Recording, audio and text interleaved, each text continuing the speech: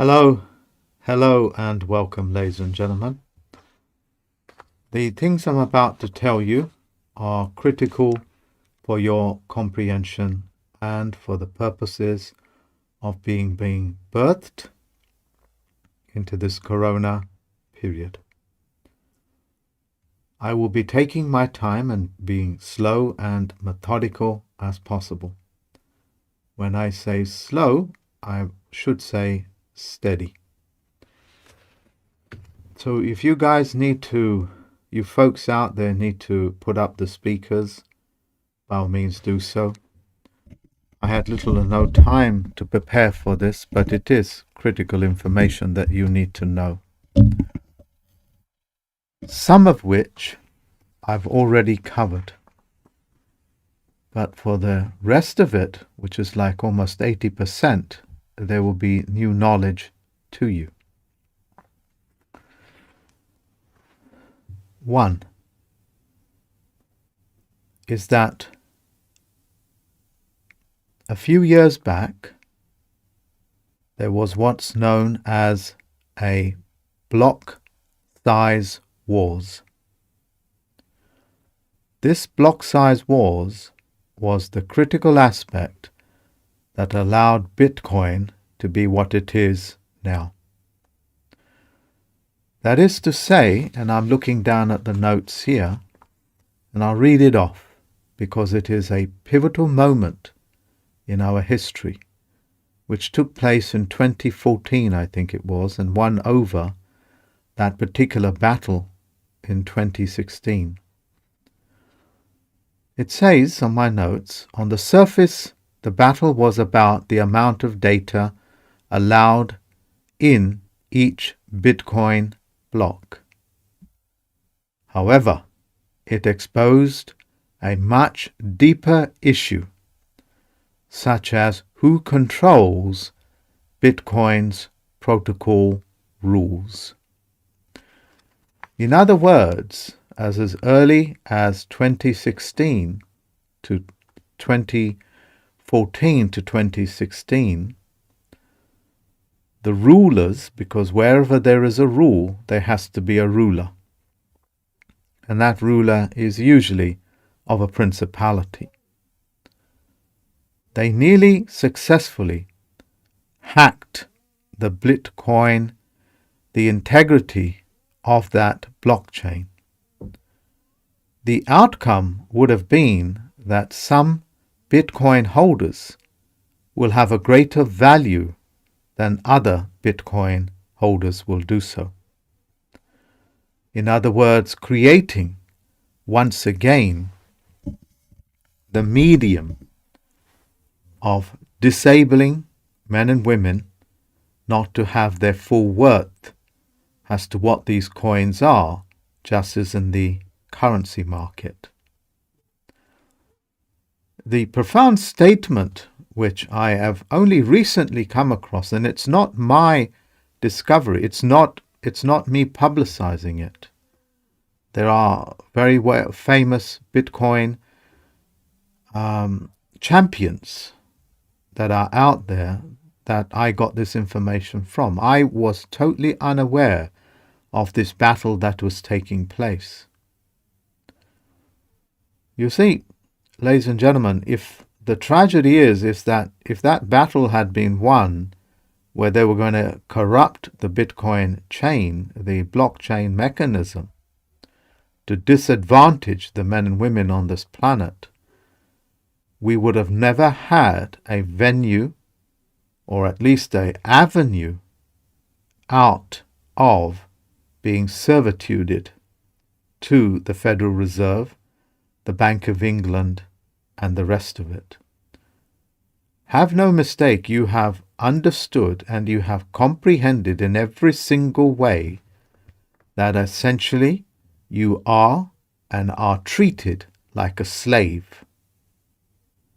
Have no mistake about that, because the Canadians, and I will cover that as well, have found out and discovered that their level of contempt that the governments and the principalities, and I'll explain that later, how they've been treated is nothing more than an open declaration to say that you are nothing more than subjects, which is another word for slave. We came very close, ladies and gentlemen, just a few years back, where the earth itself was going to be polluted to a point of no return, thereby locking men and women into slavery for oxygen, food, water, energy, and all essential services. Because that battle has now been successfully won for the restoration, as it were, so the crown can return back to you, the corona that is, we have a beautiful avenue to move into, because you know and I know the banks are failing, just as the central governments are failing. So, comprehend the full length and breadth of what I am saying in terms of this block size wars that were there essentially to rob you of your ability to keep your own store of value as yours, or even take it to your grave, because that's your right of way. Full stop. I'm going to explain to you now something so pernicious that once you wrap your mind around it, your thinking as a slave, and unfortunately your thinking at the moment is very self-defeatist and very protesting about your slave masters. In fact, you have more power than you can imagine, and I'm going to give you as much of that as I possibly can today, now. You see, you know from George Orwell's Animal Farm that the animals, which are essentially the livestock, which is us, the livestock got together, the horses, the different species on the farm, as it were, got together, and they realized that the reason why they're coming together is because the total and utter tyranny of the farmer is that they cannot live by these methods and these, wanting for a better word, they cannot live under tyranny. And it's a beautiful work, but here's the catch, which you may not fully understand, and where I am almost failing with words to explain to you. And it is a failing on my part, have no mistake about that. You see, when they got together with all of those species, and they drew up a constitution just like what the Canadians thought that they have drawn up, or what the Americans thought that they had drawn up, or what the Australians thought that they had drawn up. Reality, when such a document was drawn up, it is instantly open to corruption, just as the block size wars. Okay, but block size wars won out, and I'm going to give you the solution out of that servitude. In doing so, another species called the pigs, characteristics, of course, of greed and manipulation, although the animal itself, of course, is totally and utterly got nothing to do with it, but it is the characterization of it, the personification of it in human characteristics. They get together and they add what is known as an amendment, just like they tried to make an amendment to the integrity of the blockchain itself with the block size wars. And that amendment, that compromise, without the presence of all the other people or parties that were involved in the original drawing up of the contract, that constitution that governed all the animals and removed the farmer, as it were, as the tyrannical thing that terrorized the animals, which is essentially us. They put in an amendment. If it does not have the consent of the other animals, which is us, then it's a non-void document. This is what the US done, called an amendment. In that amendment, it starts off the total and absolute corruption of what I am trying to reveal, in almost failing for finding better words for what I know. That is to say, some animals are more equal than other animals. Full stop. Now listen to the full analysis of what I'm showing you to be the most pernicious thing that Orwell demonstrated and also walked you into. You see, these people were never, ever your friends, just like Nelson Mandela, Gandhi, J.F. Kennedy, Martin Luther King, etc. They never were your friends. They were pernicious characters.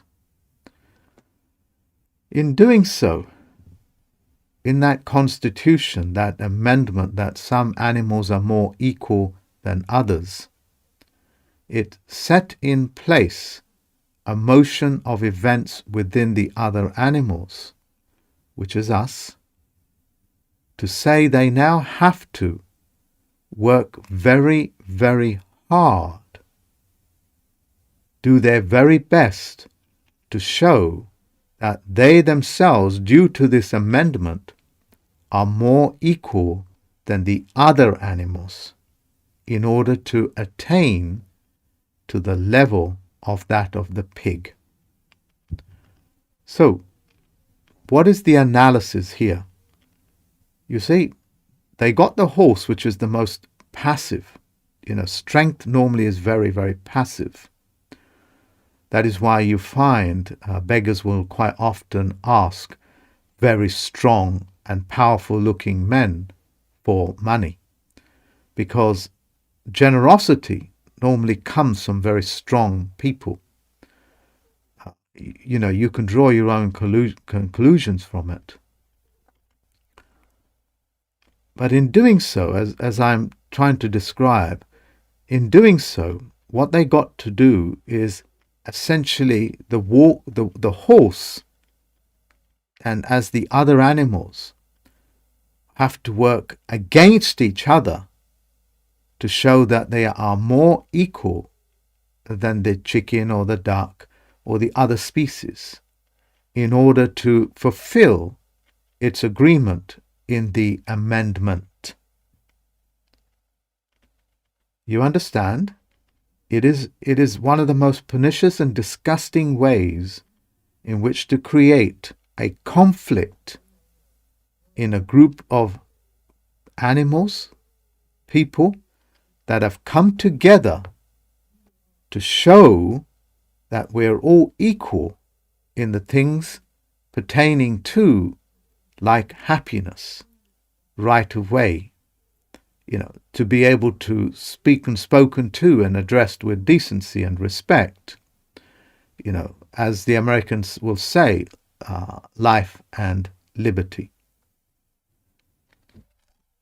That analysis which I've given you is seldomly found, especially with these, and I almost beg your pardon in using this word, because I don't have a better word for it, with these scholastic masturbators, these academic scholastic masturbators that have little or no explanatory reach, hence preaching about Nietzsche.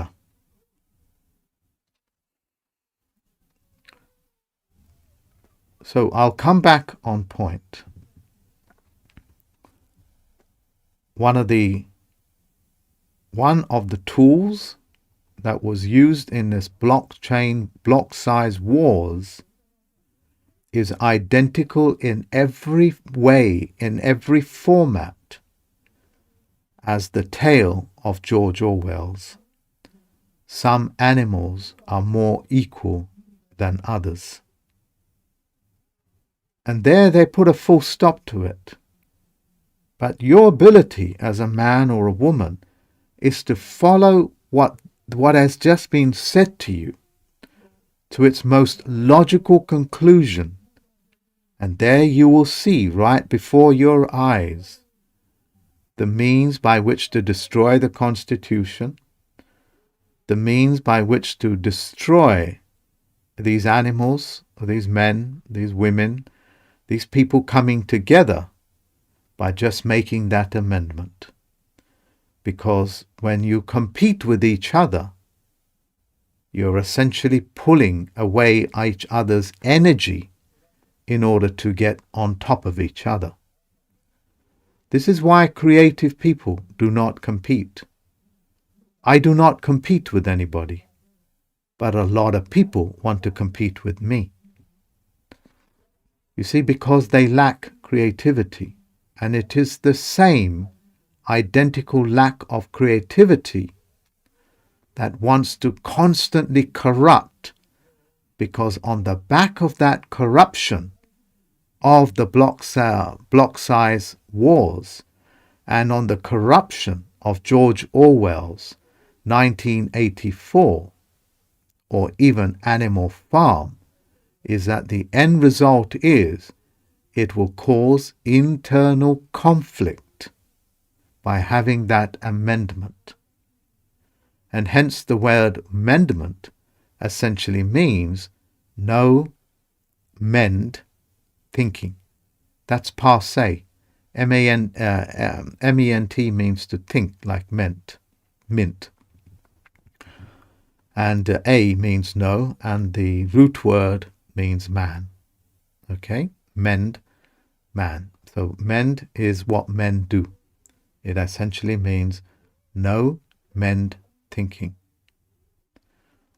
And these things enter your subconscious mind, which is an entirely different subject, which I have addressed already. I am hoping that I have put the first element of what I am saying to rest. But I will give it a couple of more sentences. We came very, very close, and I am shocked how close it was to losing out on the blockchain, because somebody came along, pernicious characters, and just simply wanted to put in this block size wars an amendment that some blockchains are more equal than others, that some Bitcoin holders and the coins themselves in digital format are more equal in the hands of others. You understand the full length and breadth of what I am saying to you. This is why I'm 100% in Bitcoin. Okay? Not even gold and silver, which I am going to cover later on this presentation.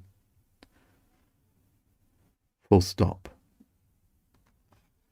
I'm now going to go on to the second element of it.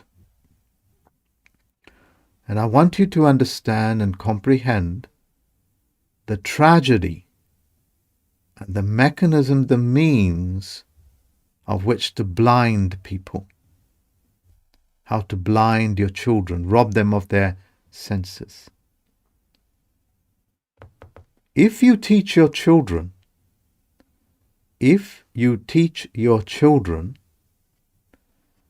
to only see in black and white, irrespective of when the baby is born, whether it sees in color or not, and it does take time for it to develop in color, it's not born with it. His eyes have yet to adjust, or her eyes have yet to adjust to color, as well as focal lengths. You folks know that.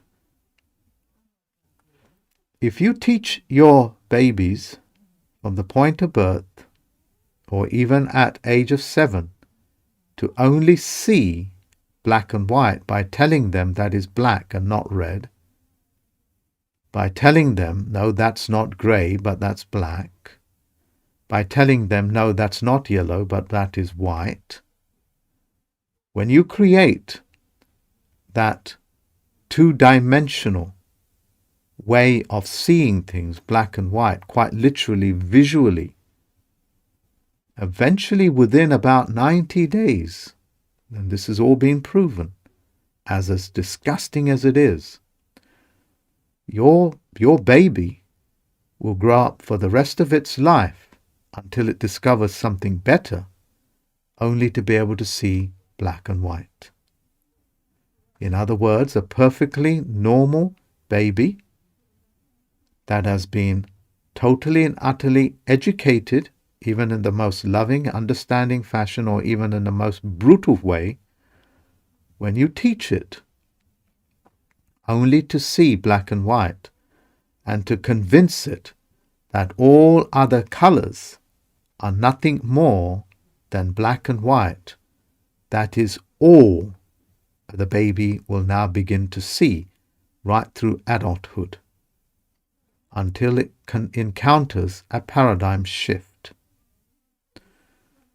You are now cognizant of what I am saying to you. And it is exactly the same way in psychology. When you teach the child that phantoms really do exist, like ghosts, spirits that can haunt you, that can take possession of you, and these shadows, like the boogeyman, and these good phantoms, as it were, like Father Christmas, or the Witch of the North, or whatever it is, now enters the psychological makeup, the cognitive works of the brain, and they now begin to understand that phantoms can be so real that the possibility of such a thing existing is so frightening that it is better for that baby or child to do what it's told rather than suffer the unknown consequences of a phantom coming real. You see, as innocent as you are as parents, as innocent as you are, when you taught your children and your babies, even right up to the age of 14 and 18, that these phantoms are for real, and these ghosts and eddies are for real, what choice, just like the little baby that was born fully able to see color, convinced that there is only a world of black and white. It is an identical process for getting babies to see only black and white, just as it is to brainwash babies, children, or even adults to believing that phantoms are real, and hence the fear of the unknown, and the fear of poverty, the fear of death might turn into a phantom. I might be grabbed by creatures from the afterlife and taken somewhere else. These phantoms become so real that they turn to extremely pernicious organizations calling itself the Church of England, or the Anglican Church, or any one of these so-called religions, including the synagogues, including the mosques. All of it revolves around you effectively teaching your children that there is hell and that there is heaven, teaching your children to see in two dimensions of black and white. That is factual. So much so that when you have successfully robbed them of the full spectrum of light that falls on this earth, they are already convinced that the earth itself holds terrors that they can't deal with because they're phantoms. Hence they are mostly fighting phantoms, preparing themselves for an afterlife, and hence tragically buying themselves death pledges and mortgages, going to intermediaries, what they call the middleman, in order to govern themselves. So let me see if I can explain this to you in a slightly different paraphrasing. Let me see if I can paraphrase this. And all of these things will all become very relevant as I expose more and more of the bureaucratic mechanism of what the Lord spiritual and temporal is, what the sheriffs do, what the coroners do. I'll cover all of this here, all of it.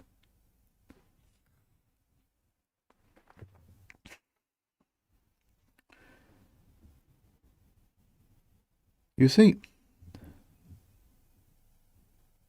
when we are born, to give you the psychological, neurological network that goes with this explanation. See, when we are born, our eyesight actually sees what's coming in.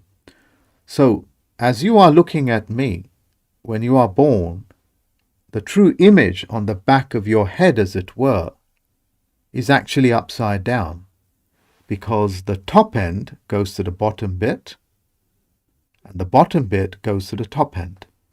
So you see this pen like that, but in reality, as the light falls, the pen should be like this. And within this, there's more explanation than I can possibly give you now, but that's what it is. What your mind does is it now, using its CPU, central processing center, begins to reverse that image only by neurological network, by neurological methods. But the image itself, as it falls, just as it does on a camera, an old traditional camera, it is still upside down. The process of making it like this, as you would see, as it is in reality, as it were, is once again psychological. It's just like getting children to see only black and white, even though the full colors are there. What they're doing is that they are discriminating not to see those other colors. They become invisible. So this process of your mind actually reversing the image as it falls on the back of your head to reverse it back as it would be in nature is purely a psychological element. And within that psychological element, because it has that facility, that capacity, pernicious characters are able to come along and create phantoms of it. Because your brain already has the ability to twist those things that already fall on the back of your head. Because it's able to do that, the pernicious characters were able to find ways to put phantoms into your mind,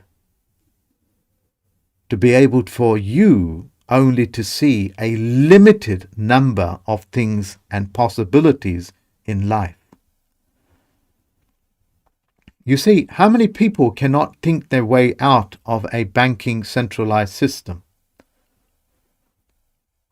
even though it exists in blockchain?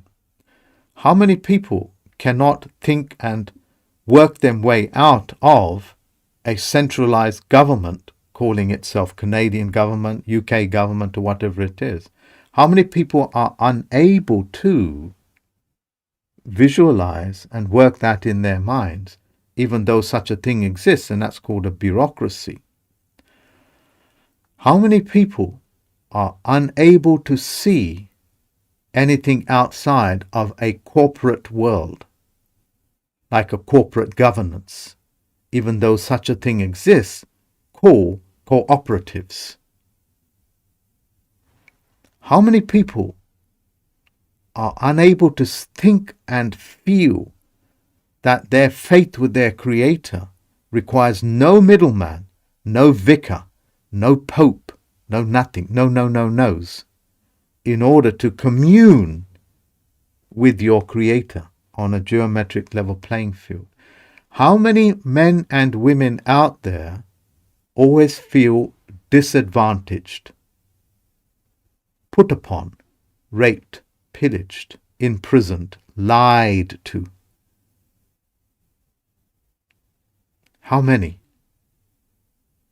These are all evidence of how successful these pernicious people were in twisting and limiting your field of vision, your experiences, and most importantly, to understand your world has 1,000,000,001 possibilities,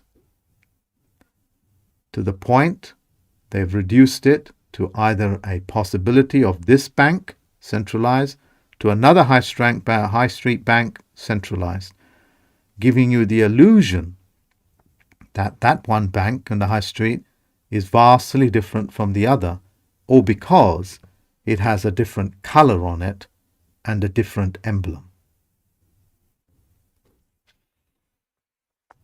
You see, ladies and gentlemen, the objective here, just like with the block size wars, and just like with the perspective of only being able to see in black and white, by you telling your children there is only black and white, is that it puts the pernicious people in control to be able to disadvantage you so much they can now take full advantage in realizing in George Orwell's, in that famous book, the author of which I've forgotten, H.G. Wells, in the kingdom of the blind, the man with one eye is the king.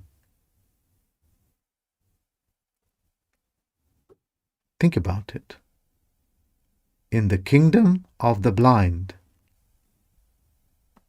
the man with one eye is the king. We call this the one-eye monster. It's very famous in mythology.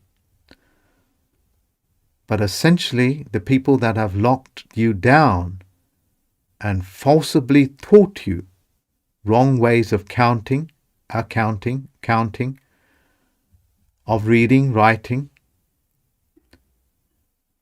of being able to see possibilities, is the same identical people that have corrupted your world to the point where even the peaceful Canadians have now had enough.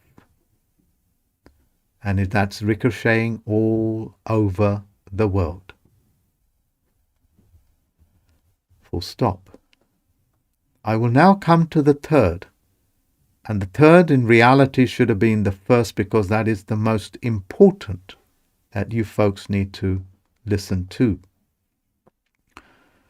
And in many senses, because there is no order of importance in this, because my panoramic vision, as it were, my ability to be able to see 360 degrees all round me in a spherical nature almost, to the point to be able to break the present human understanding, albeit break the sphere of present human understanding in as many categories as I possibly can, is what I've always aimed to achieve.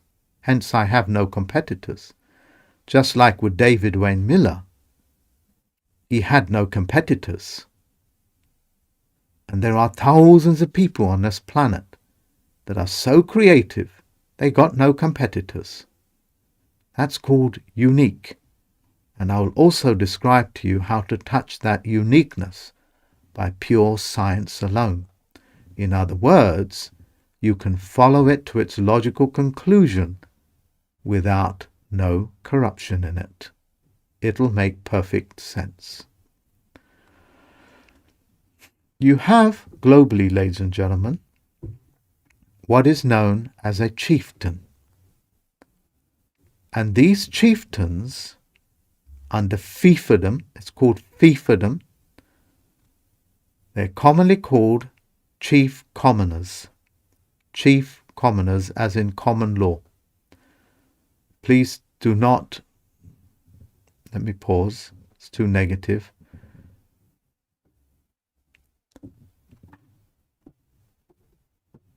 For those people that think they know common law, the best way and the most diplomatic that I can explain myself is, please shut up, listen, or leave.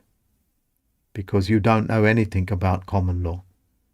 You just presume and assume. The chief commoner controls all minerals in his own district or province, whether that's continental or just regional, what they call councils and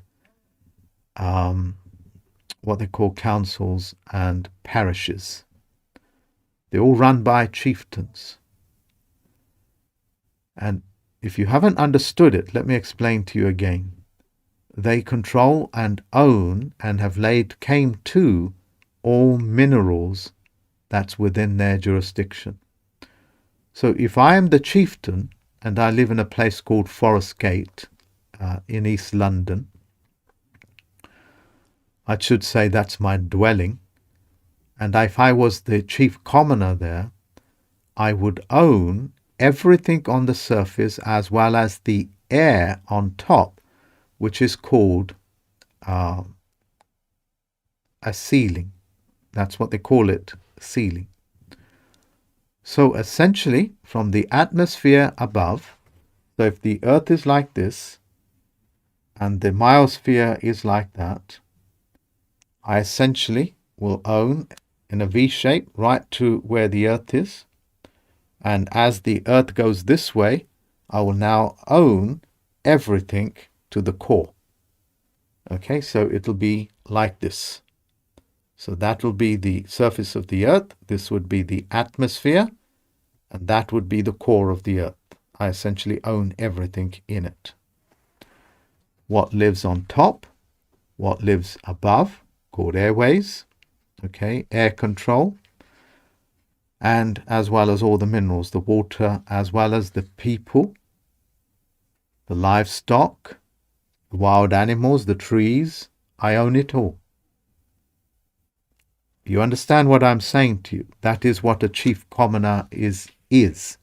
And you can look it up. And I will share some slides here for you to understand that. These chief commoners, ladies and gentlemen, are fiefdoms. Like, for example, in Africa, that fiefdom is called, one of them is called Mugabe. You can look at him in one of the documents called Committee of 300, where all of these chieftains are friends with each other. Okay? Full stop. I hopefully I've made you understand that essentially these people are what they call lords.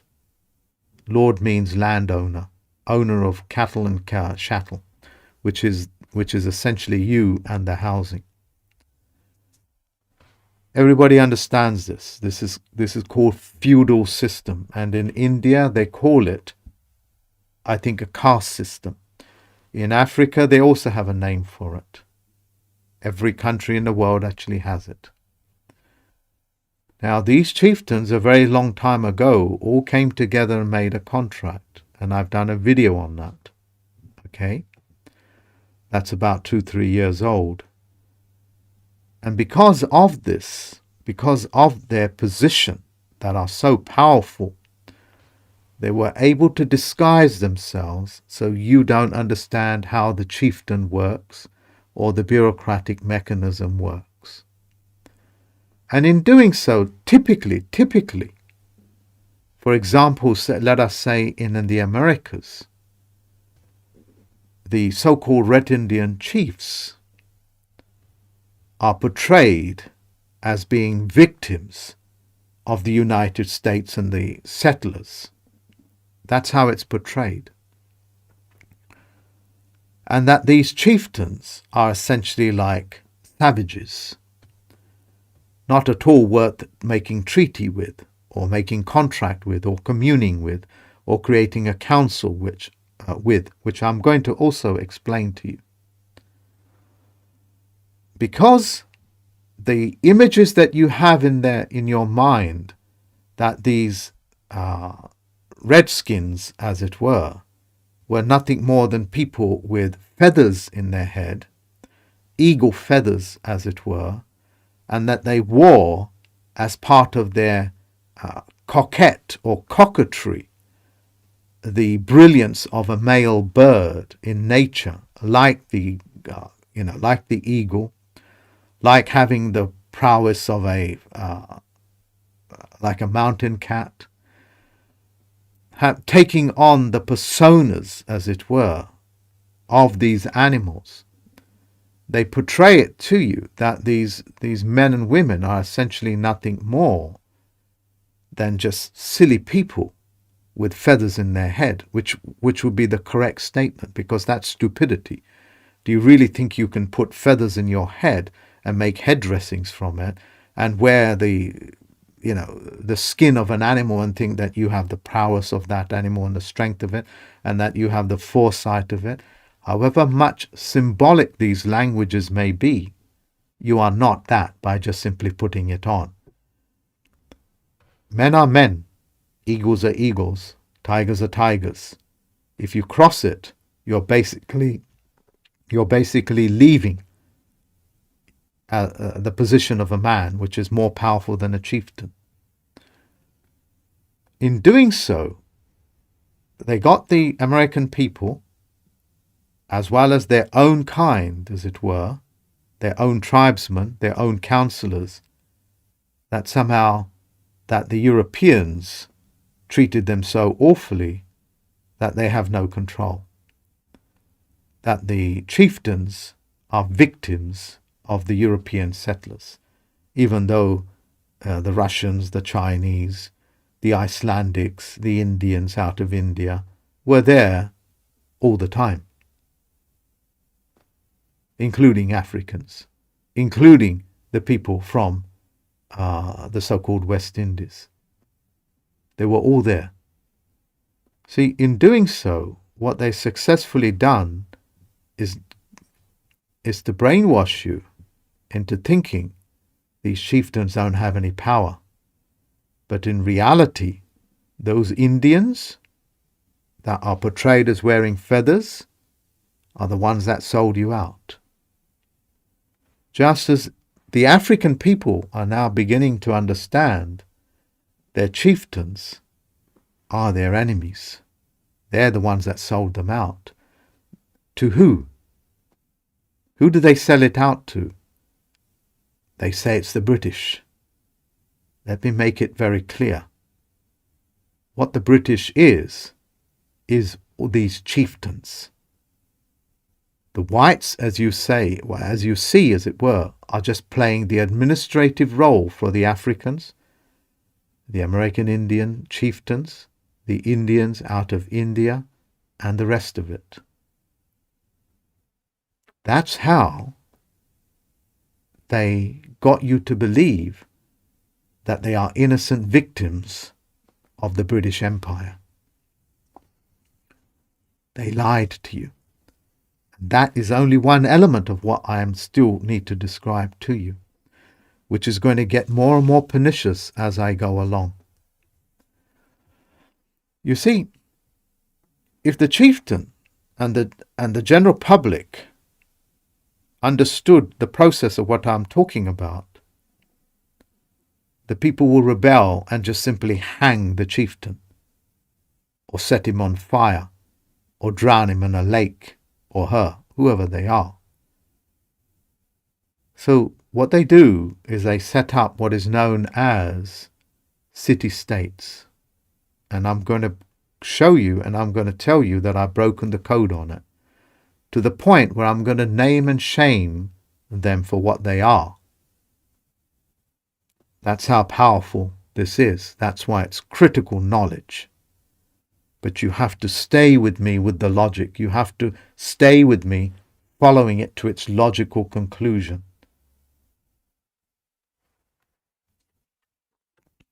Essentially, ladies and gentlemen, the chieftain, just like a farmer, works on rotation, crop rotation. You know about crop rotation, that the land has to stay still for a year or so, and then it can be worked again. Otherwise, you will overtax it. They call this crop rotation. The crop rotation of removing people's energy and depleting the soil and the trees and etc. are also done on a rotation basis called a 99-year lease. A 99-year feudal lease. That feudal lease, ladies and gentlemen, allows them to remove your sweat equity. We are now in that era. We are now in that era.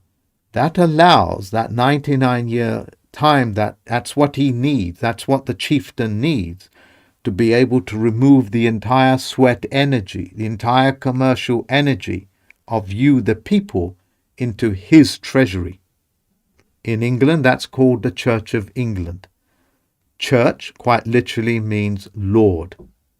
So when you go to church and you pray on a Sunday, Lord, you are actually praying to one of the Lords of England, as in Lord's House of Lords.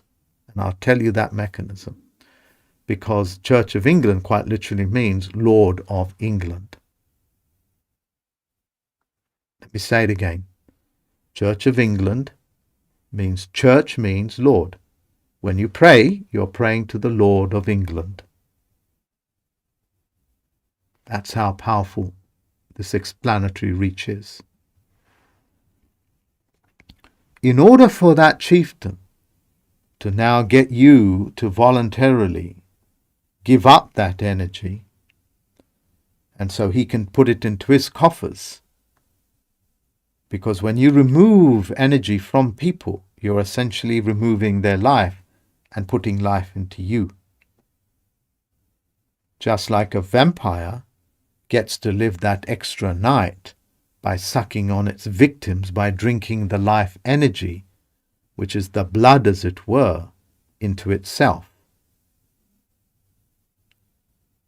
You understand? It takes a life, it takes an entire life for it to sustain itself for one day. Because this is how much energy that the vampire and the chieftain is expanding. They require a great deal of energy to keep themselves alive and going just for that day. Essentially, they require how many ever days there are in a year to sustain themselves for 1 year. And if they've got an empire, then they need millions and billions.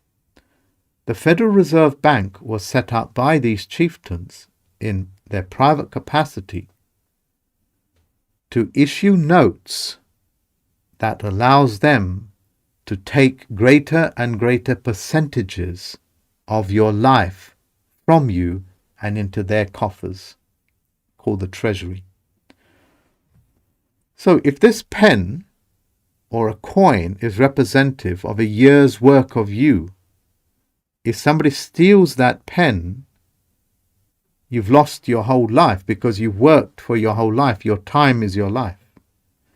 That's what the Federal Reserve does, and that's what the Bank of England does.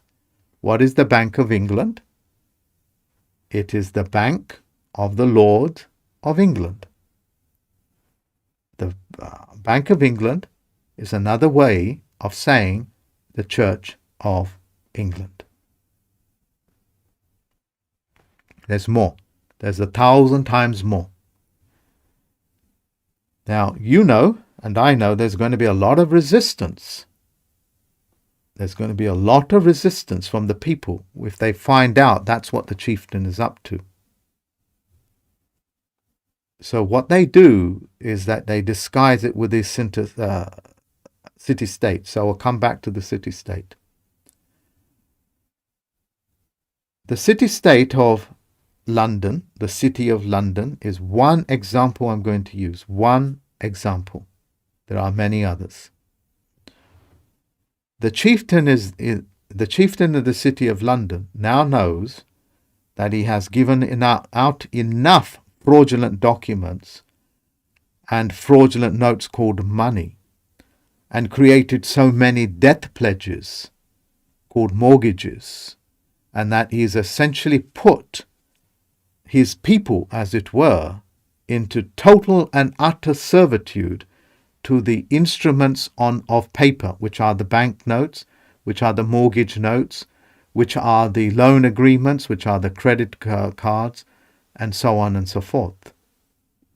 He's put so much out there now that if you don't pay it back under the threat of violence, he will take it from you by force, which is the job of the sheriffs, the constables, and the fiction courts, who are rapists. And I say that emotionally because I want to tell you, you judges that wear that black robe, I'm coming for you. I am coming for you.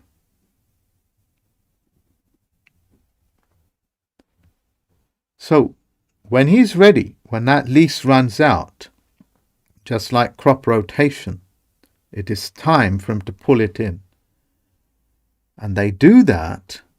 And remember, it is the mortgages, the land, the farmlands, the houses, the cars, the parking tickets, the speeding fines, the false charges, the prisons. All of this is controlled by the chieftain. All of it. When they are ready now, what they will do, this is the trick I'm going to explain. And I need time with it, okay? I need time with it because I've not even verbalized this with my own judges. I haven't even had time to explain it to them how that works, even though most of them kind of figured it out. Let us look at the England system. The City of London, they say, is a city-state. It's a city-state that is independent of the other countries, or other landmass, as it were. So that tiny square mile, as it were, essentially is independent from the rest. The rest of what? If you look up the City of London, it will tell you that it's in England. It's in England. You understand? It pertains to the laws of England. But they call themselves an independent state, like the Vatican. There's a trick there. I'll explain much more with more explanatory depth than anybody that I have ever encountered on the internet. This is not because I'm so clever. It's because that is much control these people exert over you by creating misinformation. So in England, as it were, you have two houses. You have an upper house and a lower house. Let's forget about that.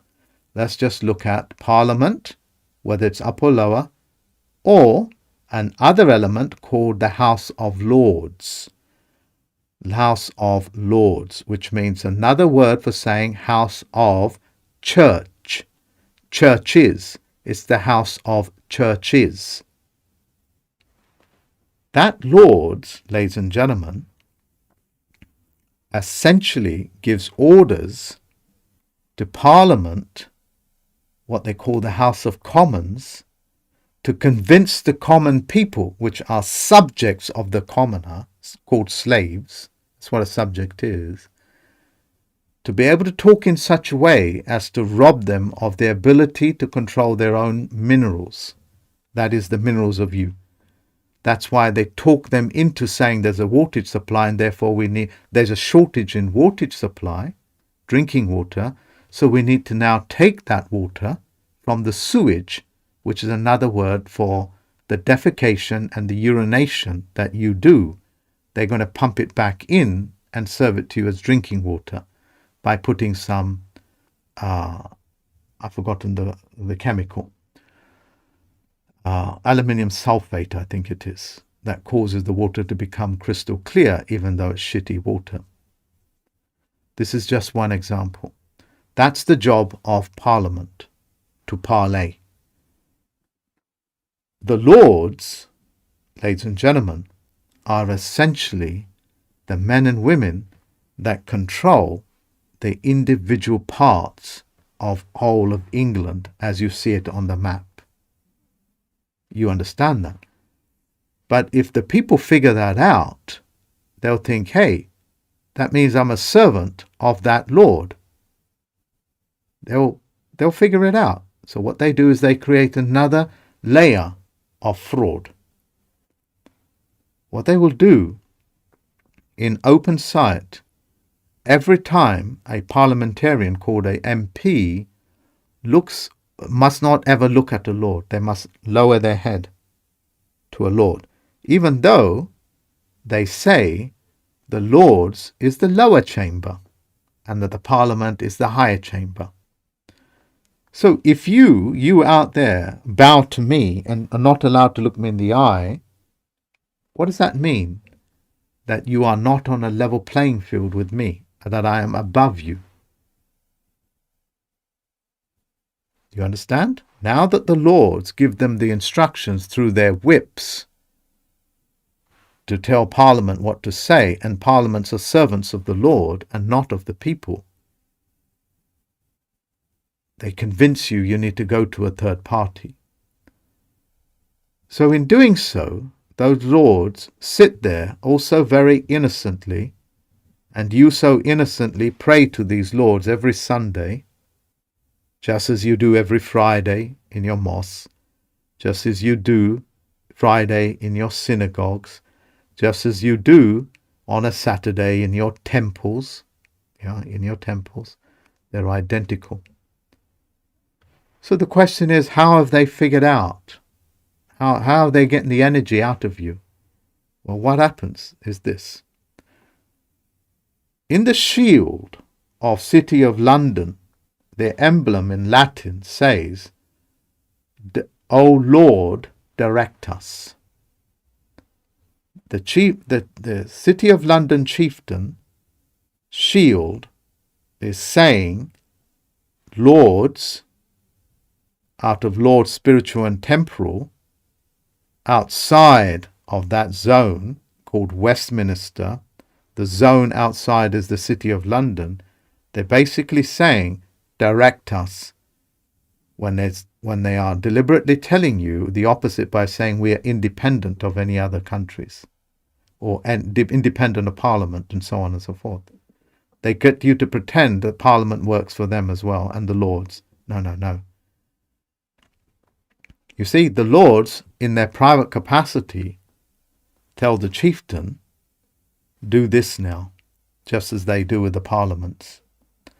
And in doing so, these Lords look like they're outsiders, that they are innocent, peer positions to keep integrity of Parliament. And now comes the crunch. These Lords and spiritual, which is called Archbishop of Canterbury, out of the Anglican Church. Anglican means contract, that's an angle. Okay, land of angles, four-corner rule. Okay, that's a four-corner rule, it's a contract. What they do, himself being a lord as it were, all in fiction, now tells the City of London that that Lord now tells their figurehead called Elizabeth II. Yeah, that's why she says, my lords. She's quite literally saying, my lords, my owners, I'm the servant of you. What's your wishes? They will now, this is for real, because these lords are also the Commonwealth, Australia, Canada, New Zealand, and so on and so forth. They have a hands in. They're going to, on the Platinum Jubilee, through this mechanism, they're going to suck out the entire life force of the Canadians, the US, Australia, New Zealand, and so on and so forth, and bring it into their coffers, which is called the Bank of England. Bank of England means Lord Church of England. And in doing so, by doing that, they do that through the courts. They suck quite literally all the life force, all the work, sweat, equity, the monies, all back into their coffers. And here's the thing. The chief commoner controls all minerals. That includes gold, that includes silver, platinum, that includes all the other franchise banks, that includes the farm, the produce, that includes you as well. Not me. Not also the 91,000 subscribers that are now privy to that, as well as my Tricks and Traps university students. She will now instruct the courts to suck up that entire system of money lending, of that fraudulent notes, fraudulent documents, back into their coffers. And she, in a ceremony, the City of London mayor, which is a totally different mayor from the London mayor, Mayor of London, will now invite the Queen, Elizabeth II, which is essentially the figurehead for the Lords spiritual and temporal, to bring in the notes. She will actually carry with her the entire life energy. Sorry, I beg your pardon, not the entire, but a huge percentage of that life energy of the Commonwealth into the City of London by special visitation. The City of London will give an invitation. She will make an appearance.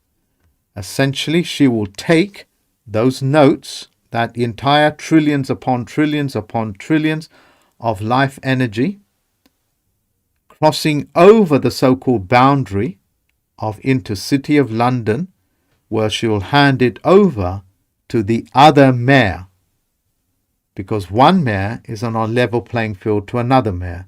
Another lord is on another level playing field to another lord. But a lord that is not a lord cannot look eyes upon another lord. That is why the parliamentarians have to lower their heads. The Queen is not a lord. That's why she lowers her head. And that's called the crown.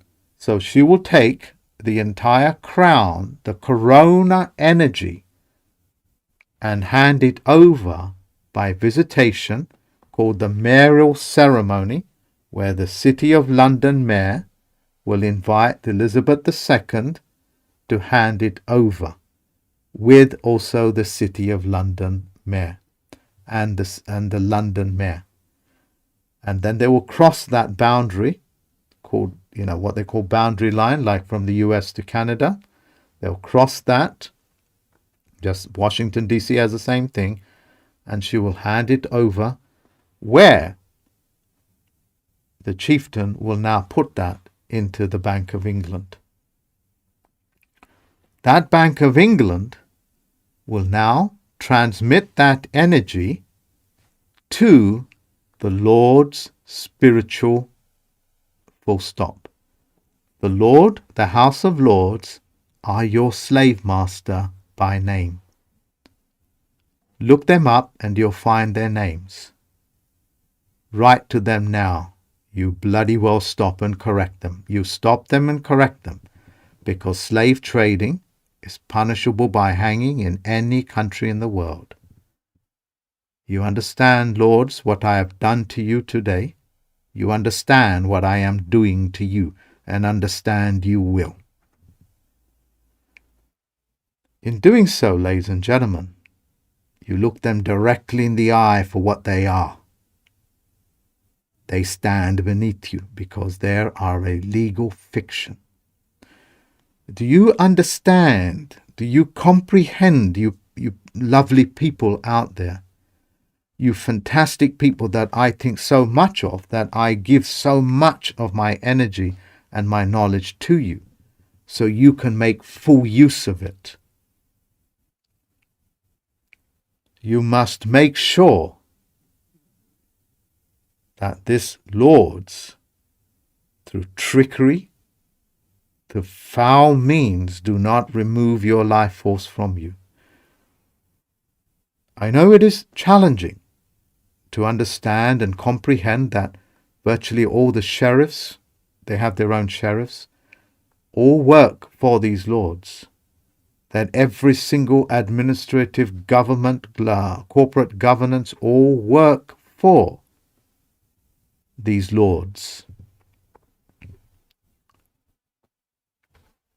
If you require more words to the bureaucratic mechanism, what I have just said, which is one of the most iconoclastic things that I can explain to you in terms of cracking their bureaucratic process.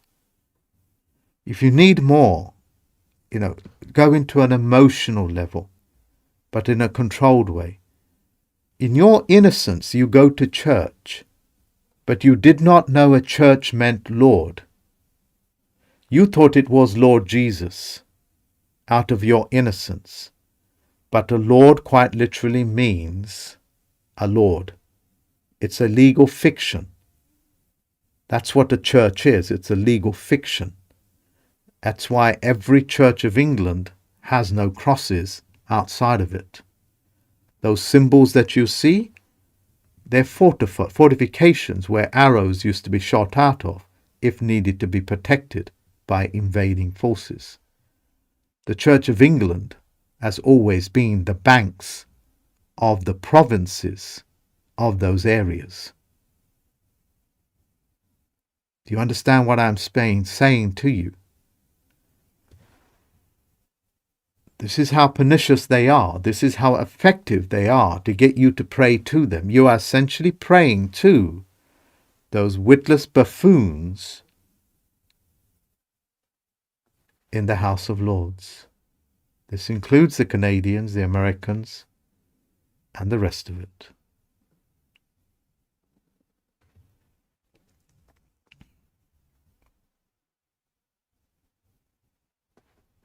I am not sure if I have successfully explained to you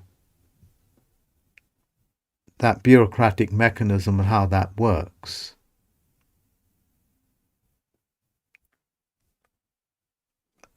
I am hoping that I have. If I have, please tell me on the comment section if I have or not. Write it out in the comment section, because I can't exactly read what's being said in the chat box, as it were. Without that feedback, it's quite challenging for me to explain it to people. Because these things I work with as a Chief Federal Postal Court judge. I work with it all the time. So in my head, I know it inside out. But verbalizing it, I seldomly ever have. So the words do not come out, as it were, as it should do, so fluently. I think that's only the third element, out of the 13 things you need to know. I will end that topic, as it were, now, and I'll move on to the great phobias. You see, in the timelines of Cronus, chronology, of Doctor Who, because that's what that is, or Time Machine. All that is about chronos. It's about time. The timelines, like the 3-day timeline, what they call Resistance Act. Jesus rose on the third day. You guys know the mythology behind that, what not mythological facts, as it were, because the light of man. Actually, I'm not going to go there. I do apologize. I'll come back to it. Come back to the topic. You see, in your mind, you have phobias. And these phobias are there to traumatize you out so you don't ever understand it or want to work with it. One of the most powerful timelines and numbers that you can have and be in possession of is called, like for example, the 3-day rescissions. What that means, you can turn down any contract in 3 days on offer. Like a marriage can be nullified within 3 days with no other consequences. If you bought an aeroplane, you get a 3-day resting period, and you can change your mind within that 3 day. Now, how powerful is that 3 day in your comprehension, in your court of record to know and work with? Very powerful, isn't it?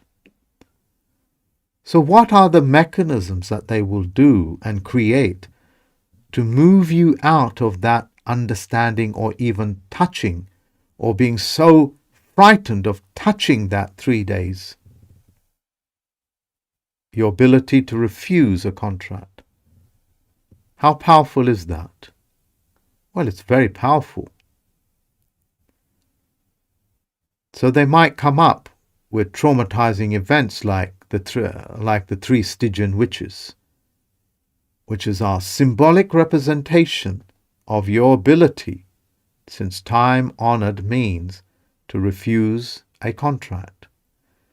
Beautifully narrated in the Gospels, as it were, because Jesus decided not to die when he was crucified and brought himself back to life. You see, every coroner knows, especially in the colder climates, that what was pronounced dead can come back to life within 3 days.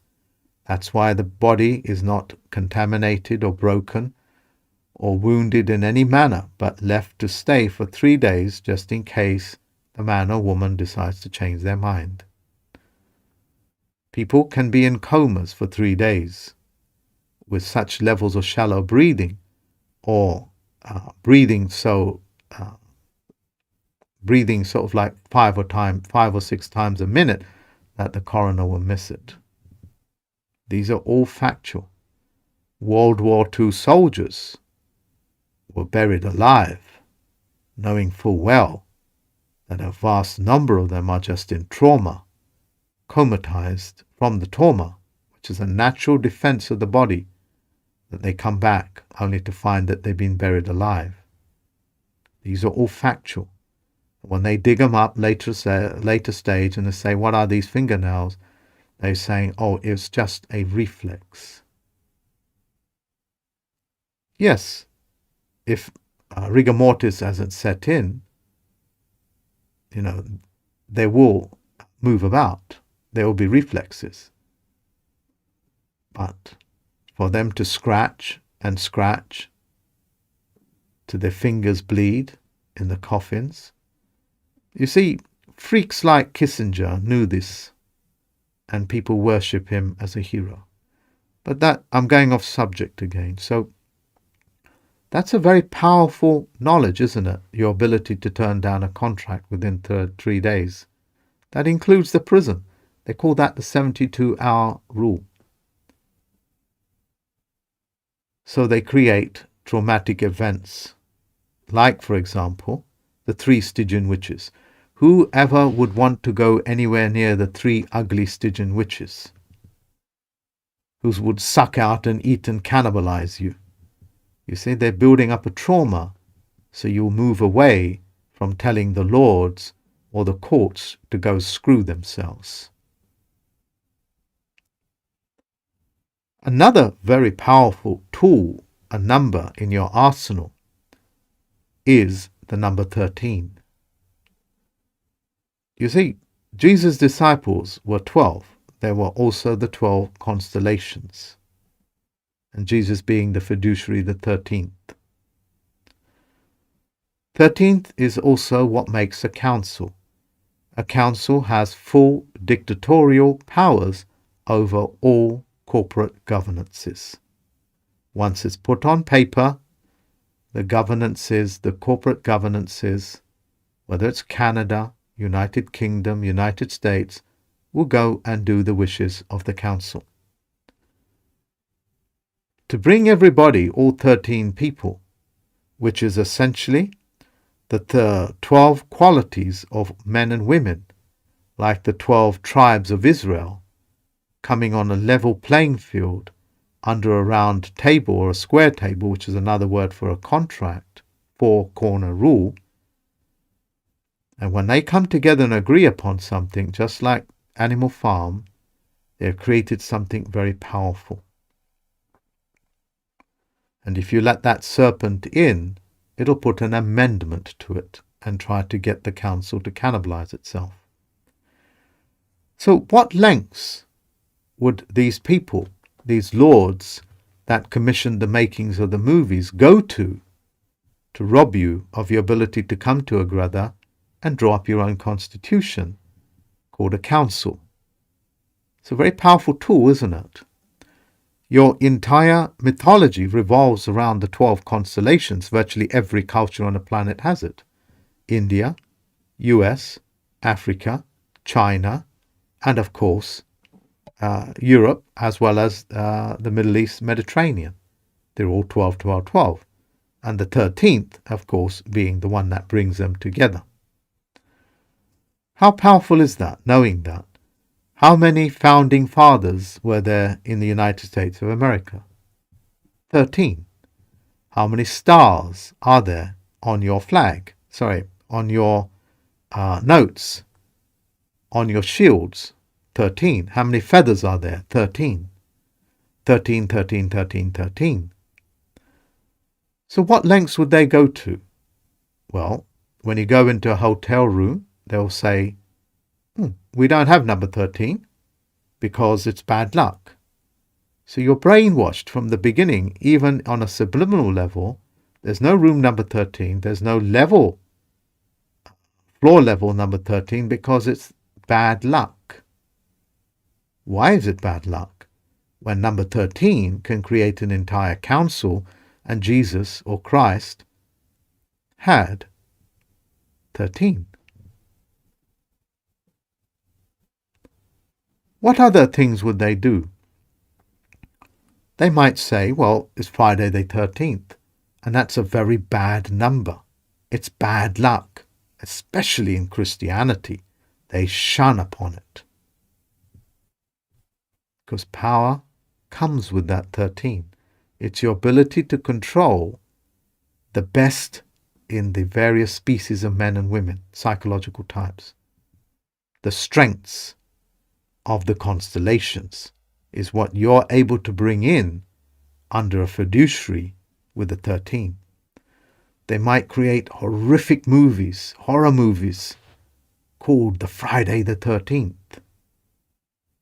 to traumatize you to never, ever think or even want to become or form anything of a 13th. You see, ladies and gentlemen, when you move into your psychology and question through logic and rationality, why? It soon avails itself that there are self-interest groups that would attack Bitcoin, that would attack and steal your money, your life force, your energy, your children, take out organs from your body. Yes, they have permission through all powers of attorney to take out your organs. By the way, you can only organ harvest while you're still alive. You understand what I've said to you? You cannot organ harvest from a dead person, or a dead man or a woman. The heart still needs to be pumping blood. There has to be activity. In other words, life. The chief commoner, through the House of Lords, through Elizabeth II, through the mayoral ceremony, control even the harvesting of your organs.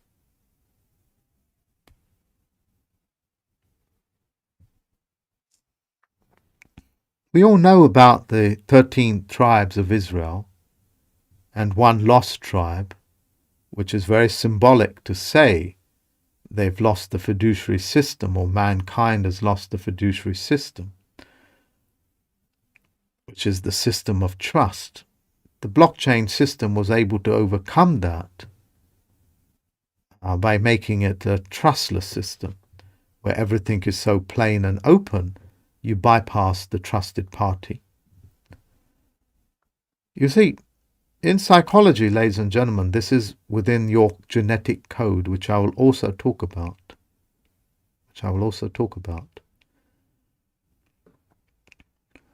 Within those numbers is man's solutions. This is why there is so much activity, called acting, to traumatize you away from ever touching these numbers.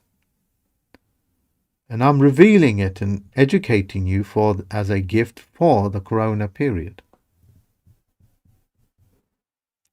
You have in genes, as it were, another number called 500. When you have 500, you essentially have a gene pool. The gene pool is able to create diversification of men and women, so it keeps a healthy set of genes. That 500, ladies and gentlemen, that integral part of society, 500, to keep authenticity and integrity of a gene pool, is identical of the number of people you need to vote or elect into power, bypassing all the other pathetic governances that you have, prime ministers, presidents. You can quite literally elect yours. So, here's a challenge for you. What lengths have they gone to hide that from you? Well, 99% of you don't even know anything about it. That's how effective it is. I recently had a letter or email from YouTube saying that we've taken one of your videos down because it goes against local authorities' opinions on what corona is and etc., as well as the World Health Organization, and they took the video down. They're saying it broke community guidelines.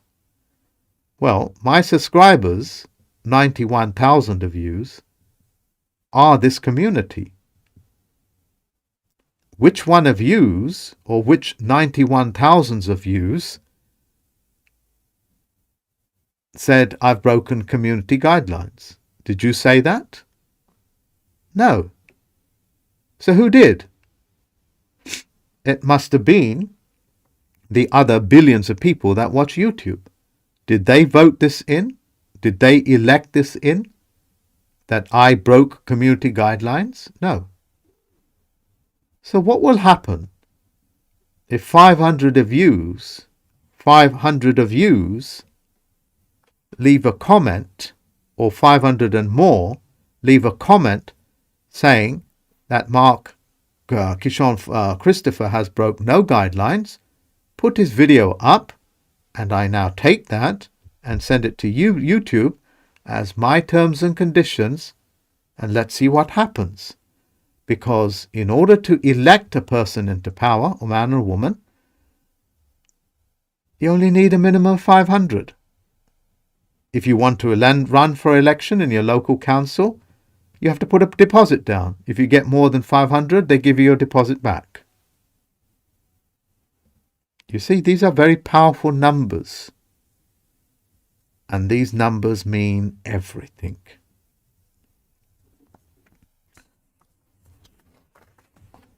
I hopefully have communicated to you the power of the 13 and the power of the 3 and the level of pernicious attacks on your psyche is taking place, and then on your children as well, to walk you and talk you out of it.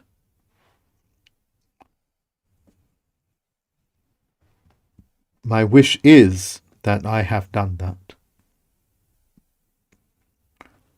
I'm now going to speak to you about the county coroner. As I educated the Canadians about the county coroner, is the one that controls your corona, and they either have you listed as the living or the dead. And for example, making it very, very simplistic, if you have a mortgage, if you're in debt, if you don't respond to logic, if you've taken drugs, if you're a drug addict, if you have committed crimes against man, they list you as the dead. And a bureaucratic system is put in place to keep the dead as the dead through the county coroner's court. Through the county coroner's court. They keep a record of it. Like, for example, you fed somebody, and that person or man or woman, whoever it is, bit the hand that fed them, and the county coroner, through the monitoring of the IP addresses, finds that you have done that because it's all automated. They list you as the dead, and a bureaucratic system is put in place where you now go to courts where they wear the black robe, honoring the dead, which is essentially you. Yes, of course, the vast, let me rephrase it. You see, every Christian, every Jew, every Muslim, every Hindu, whatever it is, Catholic, knows in their heart that they cannot have a mortgage. But if you want a mortgage and you cannot step up to it by getting rid of that mortgage, then what is it that you are saying openly to these people, to the Lords, the House of Lords, to the Church of England, that you would prefer to have an instrument of death and take your undertakings? This is what the courts tell you. Yeah, they tell you, go and do some undertaking. I undertake you to do this and do that, which is the language of funeral directors. You see, the county coroner's court, and as hard as it is to believe, because it's so absurd to think that you walking around with blood and etc. is listed as the dead. You see, the listing of brain dead also makes reference to how can they have a mortgage and still claim to be living? How can they give consent for them to have a mortgage and still be living? When they are confronted with such obvious oxymorons, what's an oxymoron? Oxymoron is something that makes you moronic. When they're confronted with this, they're basically saying that you have had a lobotomy. You are brain dead. This includes drug addiction. Have no mistake. LSD, all these type of drugs, they're actually chemical lobotomies. Yeah, they're chemical lobotomies. The Americans know that if they've done criminality, Washington, D.C. actually lists them as a slave. You guys already know that. You can look it up and you can find out more about it by just studying it. Ladies and gentlemen, another word, as you know, and I've explained to you before, another word for coroner, medical coroner, is corona. Another word for corona is the crown. The crown that Elizabeth II thinks that she can transmit as a utility, as a transmitting utility into the hands of the mayor of City of London, to put it into their Bank of England. Bank of England is just another way of saying Church of England. Another way of saying Church of England is just another way of saying Lord of England, which are the Lord spiritual and temporal. The spiritual element of which is the Archbishop of Canterbury. Oh boy, is he going to have problems with me. Who removes your spiritual energy? That is your ability to make wishes, which I will cover later on. It's part of your genetic code. It's part of you being genuine, which I will cover later on this presentation of how the actual mechanism works. Archbishop of Canterbury, if you think the Lords have got problems with me, your problem has just started. I'm coming for you, boy. I think so little of you. Anyway, let us not go down that route at the moment. Let me do it and then teach the whole world how that's done.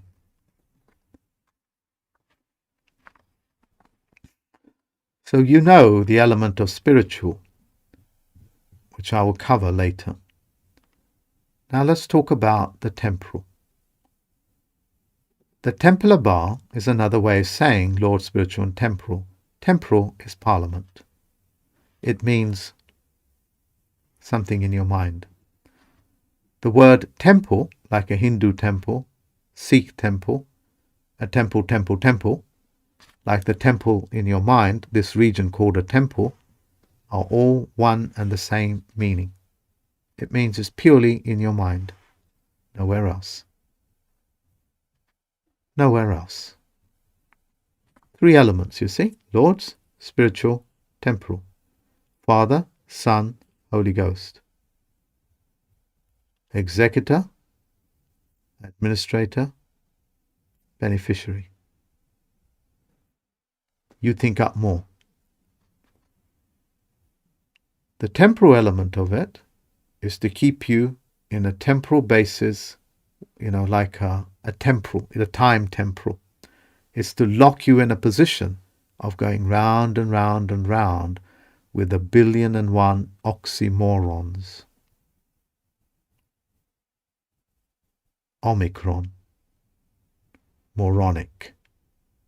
Is it moronic? Is it Omicron? Must be one of them. Which one it is will determine whether you're listed as the dead or as the living.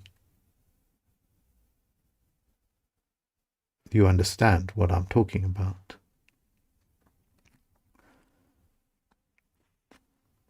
For those people that have bit the hand that has fed them, which is an allegory of a psychological type that would attack the very people that they have benefited from, are listed as humans. Also people that cannot agree upon things. They are, and by their own definitions, a human is a monster. You already know that. And a monster cannot ever inherit their own offspring, their blood, or their properties. 3 elements. They can never inherit their offspring, and they can never inherit their blood, and they can never inherit their property. These are the consequences of when I was so proud to once have had a mortgage, until I began to understand the horrors of what a mortgage is, and everything changed for me. I hope that I have made it very clear. Liars, cheaters, this includes the lords, the spiritual, the temporal, that have done ill upon the crown, including the city of London, including the people that have attacked the good men and women of Canadian, US, and all of it, have forfeited their corona. They have forfeited their life. They're now ready for extinction, and I will be helping them on their way. You see, ladies and gentlemen, you know the shield of City of London says, O Lord, guide us, instruct us. You now know who they're speaking to. You understand? They also have a shield with the St. George's cross on it, which is behind me. I beg your pardon, behind me there. And on that shield, they have a sword pointing up. Okay, that means they're on guard in combat mode. That sword, ladies and gentlemen, is a patron saint sword that severed the head of St. Paul's in the Gospel. Why would you have a sword that severed St. Paul's head? Why would you do that? You see, this is called symbolism. It's because St. Paul was the usurper, if I'm pronouncing it correctly, pretending to be something that he wasn't. And what the shield is doing is it's saying that we are ready to sever the head that pretends to be something it's not. Let me make it very clear. You've already had several visits from me already, and my head is still on my head, on my shoulders, as it were. The symbolisms that these people use, ladies and gentlemen, is the language of the subconscious mind. The images and the symbolism, the pictograph, the hieroglyphs, if I'm pronouncing it correctly, are the language of your subconscious mind. There are other languages that the subconscious mind understands, which unfortunately I do not have time to describe here.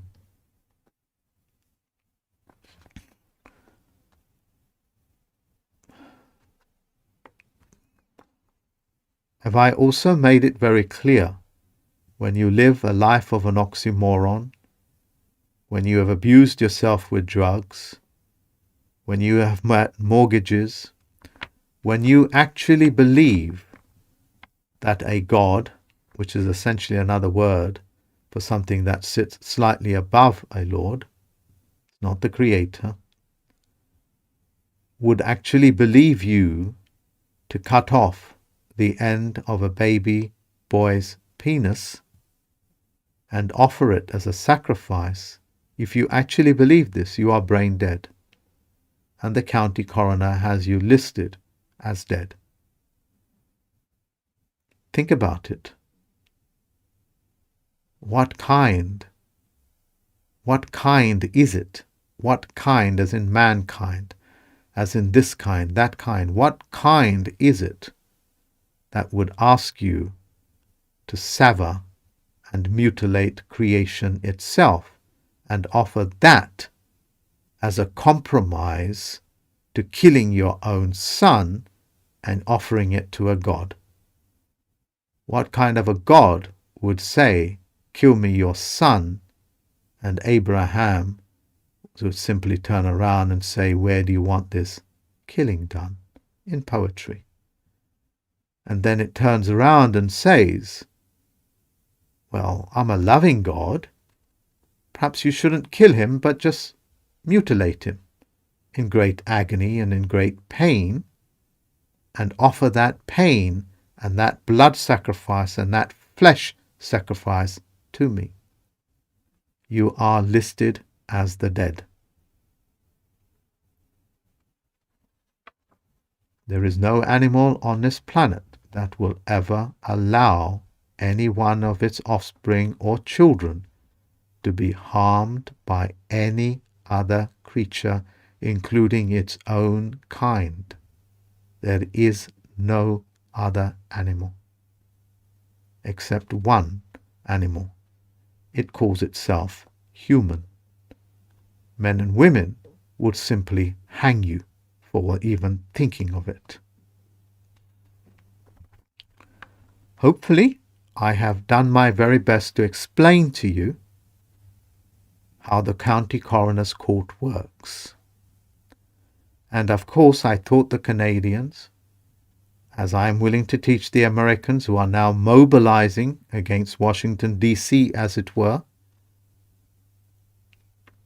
I am happy to teach them how to break that on paper.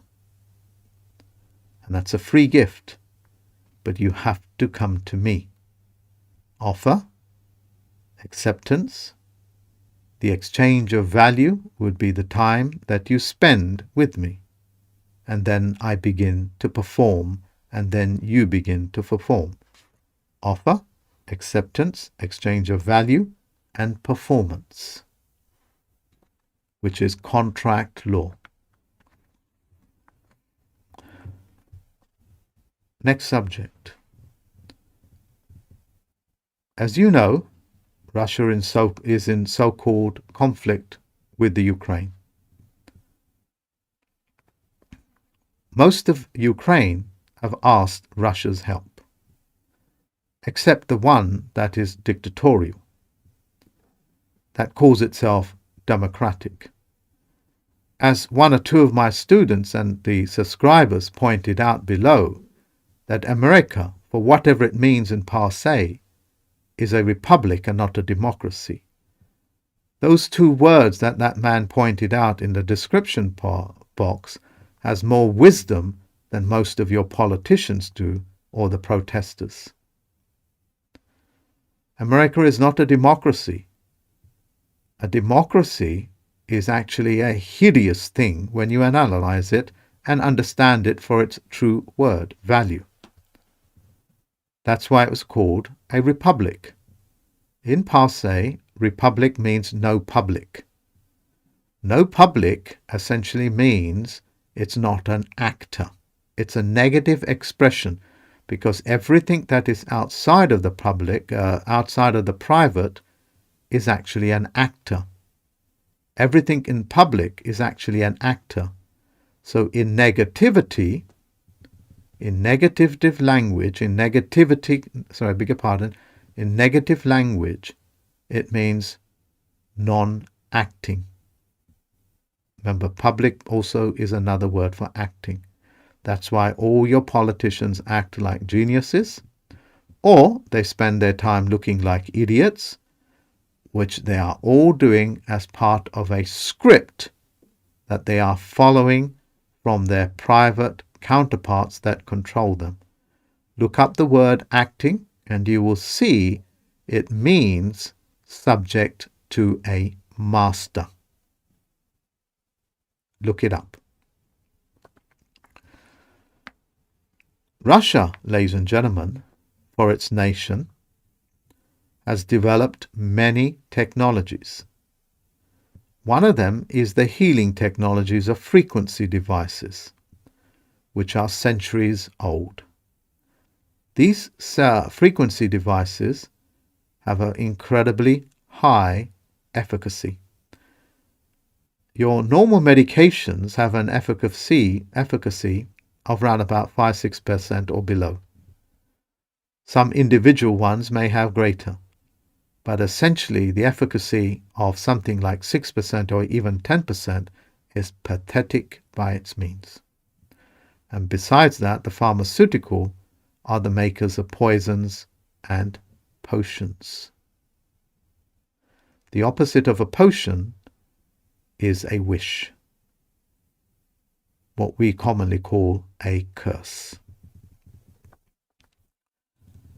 These technologies are only part of what is actually coming your way all over the world, including cooperatives.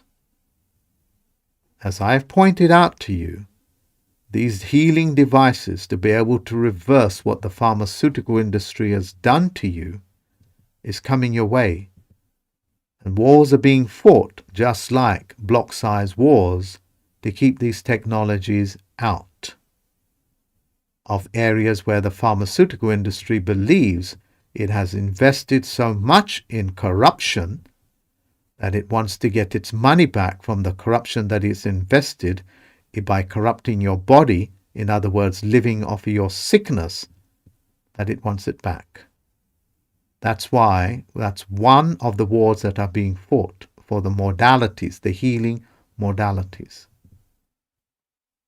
These frequency devices are commonplace technologies in hospitals as first aid kits in Russia, but unheard of in the US, Canada, and in so many of these places.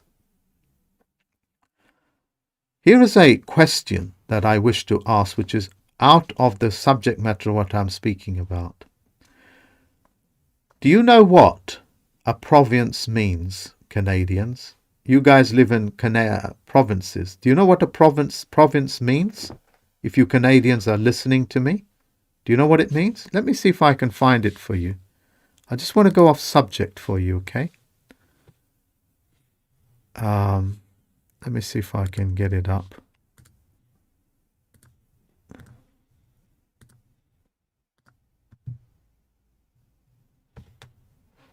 What does province mean? Simple question I asked. Okay? Listen carefully and you will understand why you are being treated with such extraordinary levels of contempt. You know your sheriffs are your enemies and that the police are your enemies.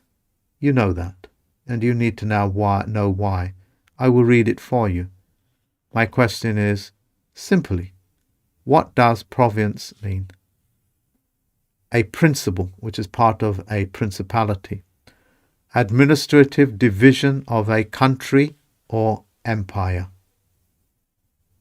Or empire. What is the flag? What flies on your flag? The British Empire. Second, what does province mean? This is the second definition of province. See that? Okay. Second definition. British. This is how they define it. What flag flies on your flag, Canadians? Or used to? The whole of a country outside the capital, especially when regarded as lacking in sophistication or culture. I'll paraphrase it. I am the principalities that is defining you Canadians. You are unsophisticated bums and asses. And because of that, I will do with you as I please. And you are also part of my empire. In other words, you're my subjects. If that doesn't make you sick to the core, and if that doesn't cause you wanting to put handcuffs on the sheriffs, or any one of those people that have the audacity to even pick up a pepper spray in front of a man, you are duty bound to put them under handcuffs. If you need to use my face and said this man said you need to be in handcuffs, I will take the blame and I will deal with it. I put my mouth where my face is. I put my money where my mouth is. You guys understand what I'm saying? I am not a fake. The efficacies of these devices are so high they do exactly what they say. Who can argue with this? You see, the battle, just like blockchain and Ukraine, you've never heard about. But these are the devices that the US and the Lords, the spiritual, are trying to stop from coming in. Putin has set up thousands of free ports all over the world. Free ports are economic, tax-free zones. What makes you poor? Taxes. And these free ports is what these vested interests are trying to stop. And it is not the Americans that are stopping it. It is not Germany or any of these countries. You are not aware of these self-interest groups.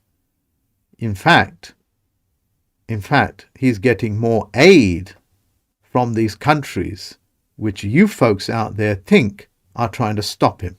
No. As I said to you, the world is upside down, quite literally. You need to reorientate yourself using your central processing unit. In other words, get your brain cells working. Follow it to the logical conclusion. Any investigative journalist always follows the money. You know how to follow the money. Follow it. It doesn't take very much brain power. But if you're living with a mortgage, and if you're living with a God that asks for blood sacrifices, and if you're going to church in good faith, not knowing what a church means, then there is little or nothing that I can do. Next subject. In corporate law, ladies and gentlemen, your consent is agreed upon if you remain quiet. In corporate law. In fact, even in cooperatives. If you remain silent and you don't pick up the pen and paper and dictate your terms and conditions, you are consenting to the Canadians being treated the way that they are.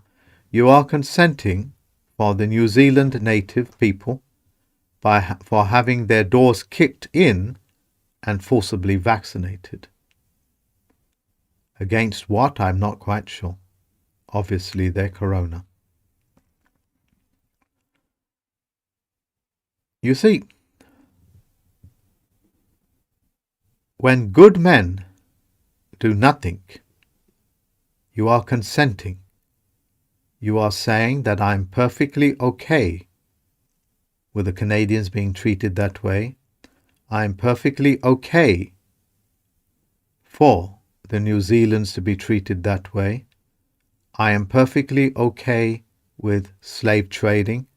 I am perfectly okay with Lord Spiritual and Temporal removing the entire sweat equity of what they call the Commonwealth. This is why I had to take over the Crown copyright. I'm not consenting. I control it. I tell them what to do.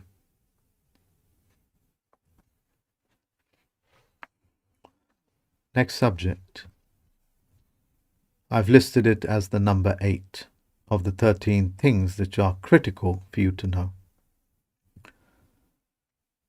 You may have to repeat this anything up to 2-3 times, 2-3 dozen times to yourself to comprehend the significance of what it is. And I have also shared it with you before. You know, the people in every nation is actually the creditor to the corporate world, the lords, the spiritual, and the temporal. The people are the creditors. They are the creditors to everything in the stock market. They are the creditors to the Church of England. They are the creditors to the City of London. They are the creditors to Elizabeth II. whether that's in a birth name or not. In fact, you are the creditors to the principalities. You are the creditors to the Securities and Exchange Commission. The credit is also another word for security. And the commission is that you commissioned the Securities and Exchange Commission to commission your securities amongst themselves, what they call an exchange. Hence the word Securities and Exchange Commission. You are in fact the creditors of the Vatican Church.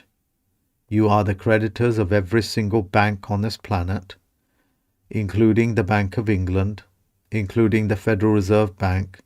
You are the creditors for the monies that every president, prime minister on this country gets, every politician on the planet. You are the creditors for the transport systems, for the technologies, the space stations.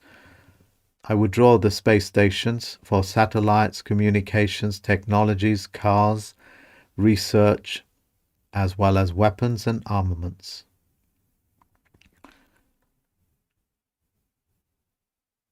Which means the people that I've mentioned, the banks, the technologies, the cars, the transports, all these people and all these companies that I have mentioned are actually indebted to you. They are actually indebted to you. In other words, the chieftain is indebted to you. The lords are indebted to you. You understand what I'm saying? The chieftain is only your chieftain if you have consented. And from your silence, you have consented. You understand what I'm saying? I have no chieftain. I'm a chief, but of technology, Miller's technology, and of bureaucracy, not over men. But I am able to enter all realms of the world, all 13 realms, albeit 12 realms. That's one of my gifts. And as a result, I'm able to take over the Crown copyright. The debtor, ladies and gentlemen, the debtor knows that they have an enemy. And the enemy of the debtor is the creditor.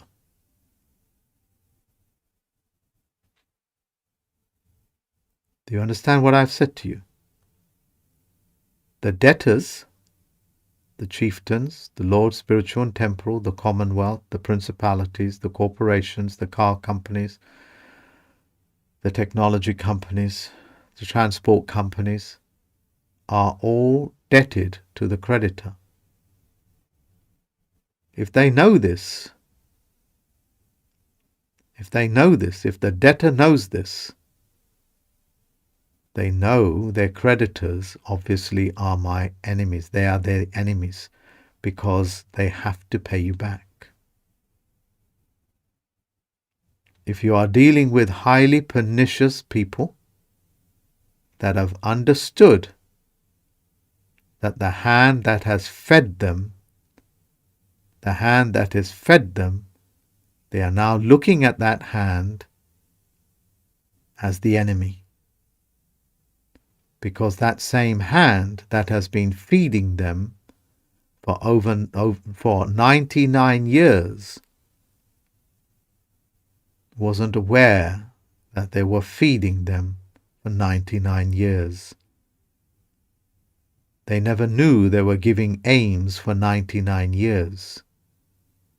The debtor knows people like me will always emerge. We are a natural function on this planet to educate you. You understand? They know I'm coming and I'm educating you.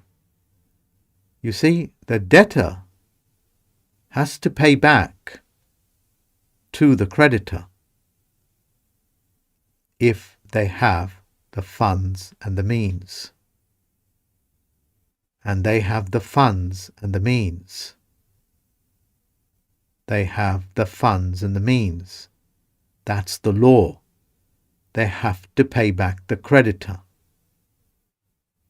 And if the creditor looks upon the hand that feeds them as the enemy, what lengths will they go to get rid of the creditor?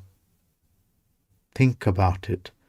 What lengths will they go to get rid of the hand that has fed them for 99 years? And the creditor now begins to understand that they need to get their money back. As we speak, there is a great awakening on this planet, on this earth, this world, psychologically, monetary-wise as well. Do you understand why they went to such great lengths to destroy blockchain, Bitcoin? Do you understand why they started the war of block size? Because they knew they're going to get caught out. You see, what I have learnt from all the people that I've encountered, every time I've helped them, these are the individuals. A large percentage of them looked upon me as the enemy because they were indebted to me. And they thought, this guy must be our enemy because we need to pay him back. Even though I did not ask for anything back. It is the nature of these monsters called humans, these monsters, to think and behave that way. It is hard to believe, is it not? This is how their minds work.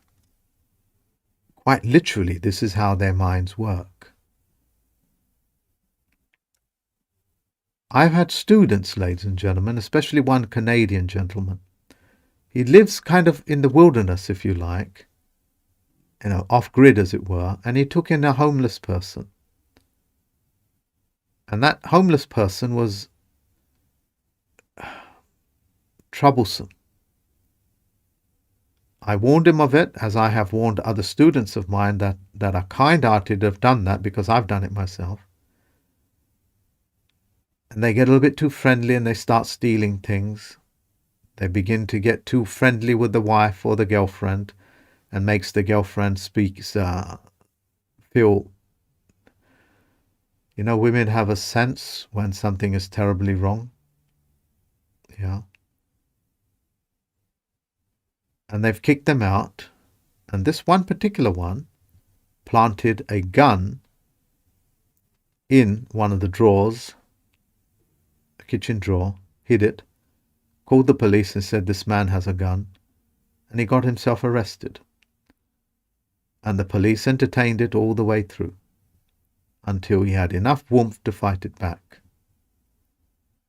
You see, there are deadly consequences for helping people that you don't know. In the Middle East, they have a way of dealing with these things. When people are in need, you can look after them for 3 days, and after 3 days, they have to leave. Yeah, that's aims, a reasonable level of conduct for your fellow man.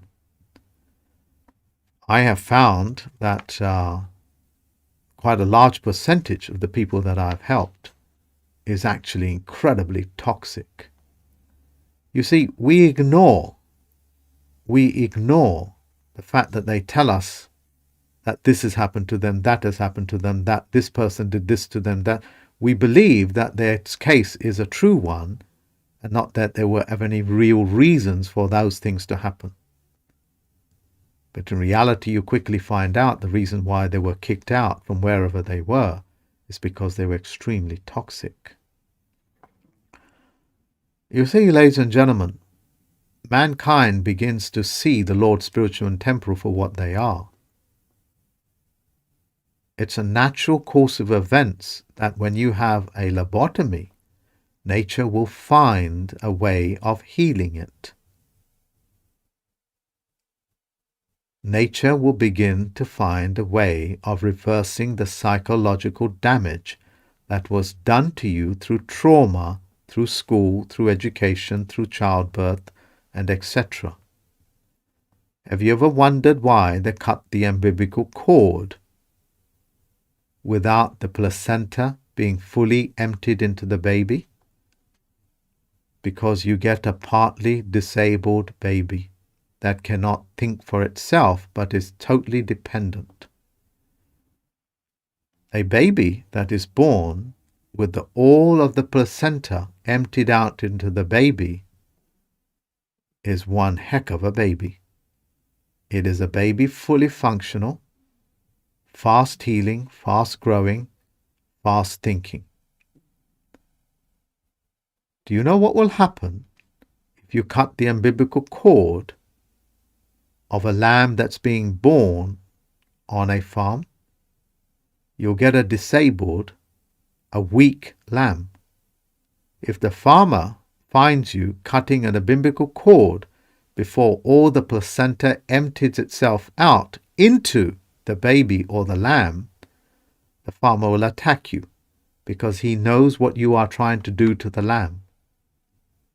You are trying to make it weak and disabled. The trauma, ladies and gentlemen, is practiced in your hospitals. The information that I am releasing for you is of great value to you. Download it, upload it onto your YouTube, share it amongst itself. It's free source. It's free source. Don't you ever allow no piece of thing calling itself doctor to cut that placenta cord, the umbilical cord, until the placenta is fully emptied out into the baby. Otherwise, it's going to become immune deficient. It's going to be psychologically deficient, and all manner of disabilities that you may not visibly see. You check it out, what I've said.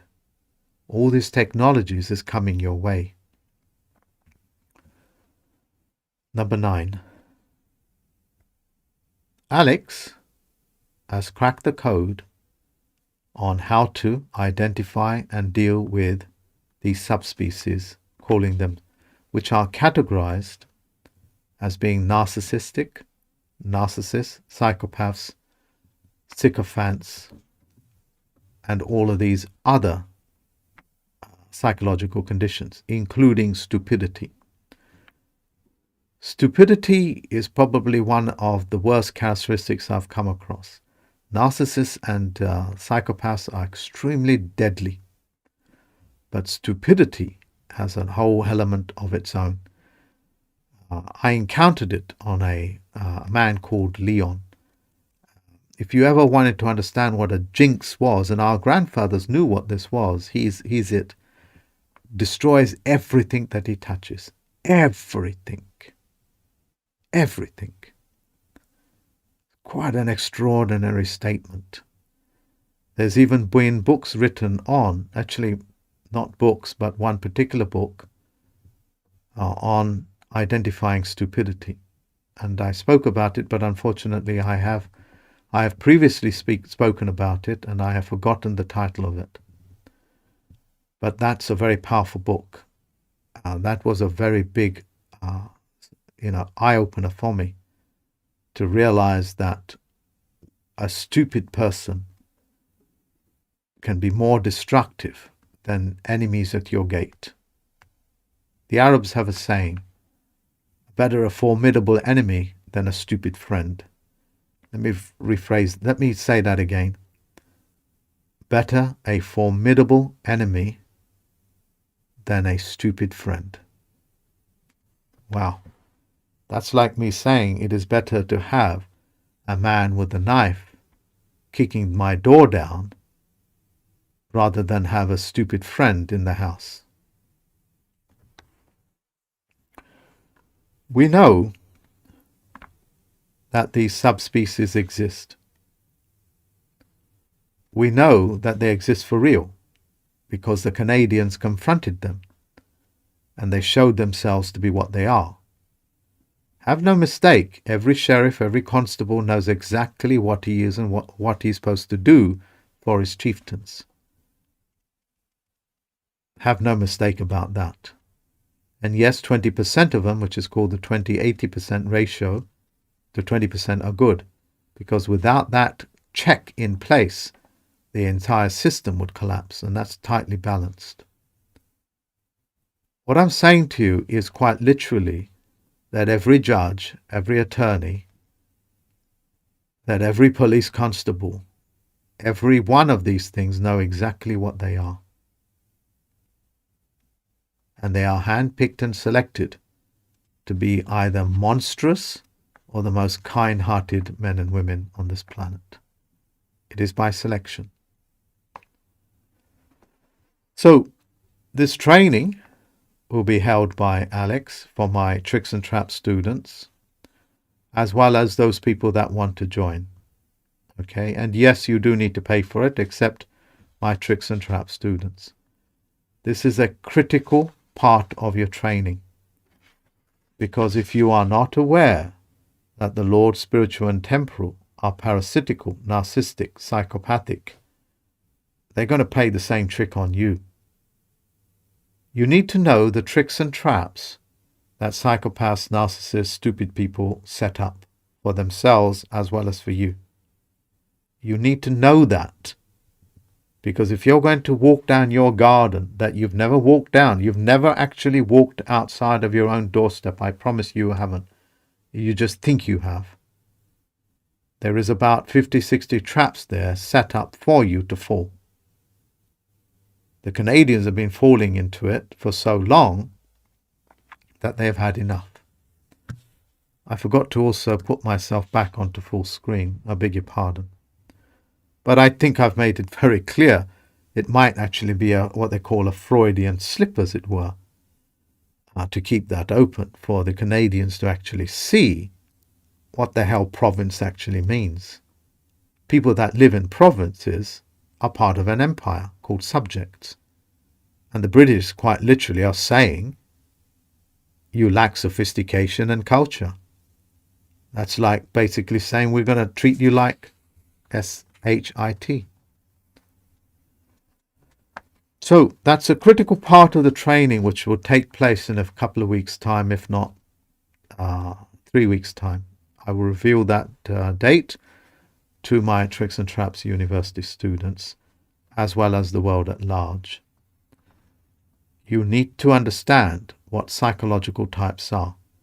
I have a phenomenal level of understanding of psychology, quite literally. Alex also understands it and has a solution to these subspecies. First time in history that's ever going to be taught.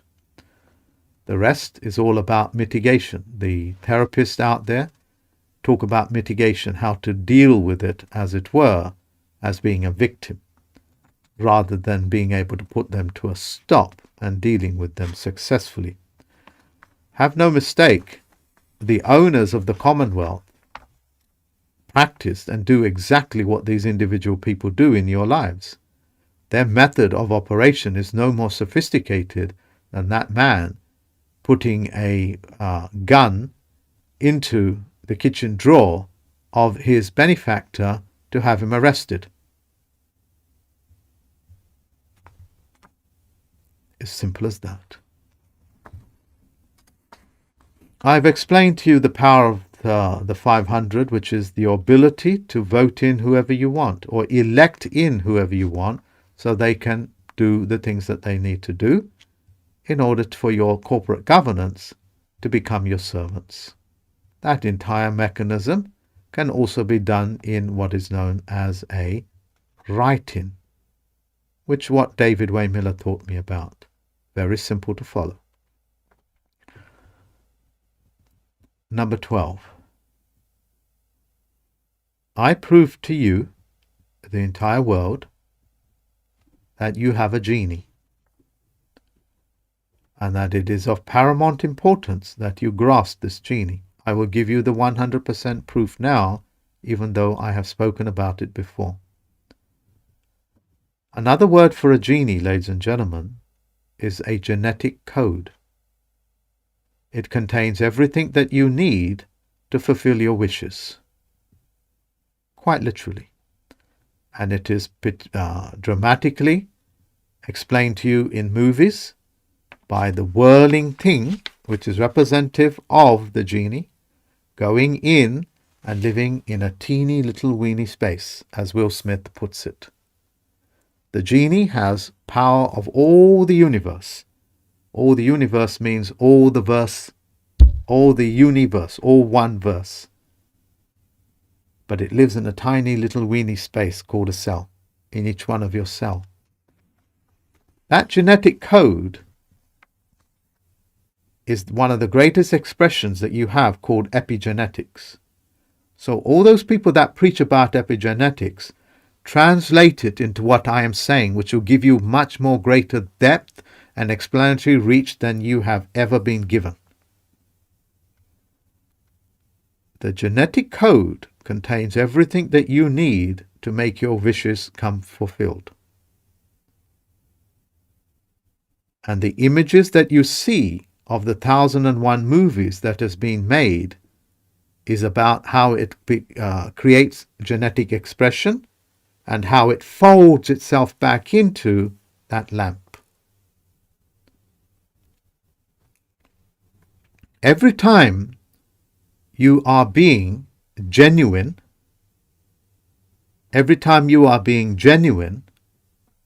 the word genuine comes from the word genie. The genie really comes from the word genetics. Sorry about the listing. All means one thing. Every time you are being genuine, that's your genie. Every time you are being genuine, that's your genie at work with you. Now you're doing it. Every time you are being generous, every time that you are being generous, that is your genie. That is your genetic code unfolding itself to perform that task. Every time that you are being authentic, that means you are being autonomous to control your genie. Every time you generate wealth, every time you generate wealth, understanding, power, love, every time you exercise this generosity, this generation of people, of electric generation, that is your genie at work all the time. And the Lord, spiritual and temporal, through the twisting and the lying of the words, got you making wishes for them. The Lord's Prayer. The Lord's Prayer. What does the Lord mean? Church. Say the Lord's Prayer to yourself. I no longer want to say it. That's how the Archbishop of Canterbury stole your prayer, stole your genetic code, your DNA. That's how they stole your wishes. That's how they stole quite literally, your blood. By all the means that I have described. Every generation is the genie. Every time you generate power and knowledge and books, every time you do anything, you are generating. Every time you work, you are generating. And they remove that without you knowing, through hypnosis and words and the means that I have spoken about from you into their coffers. Coffers is another word for a coffin. You understand what I'm saying, ladies and gentlemen? Within your reach, you now know every time you generate wealth, the Lord, spiritual and temporal, want to take it from you. That's how they captured your genie. That is how they captured your genuinity. That is how they captured your authority. That is how they captured your generation.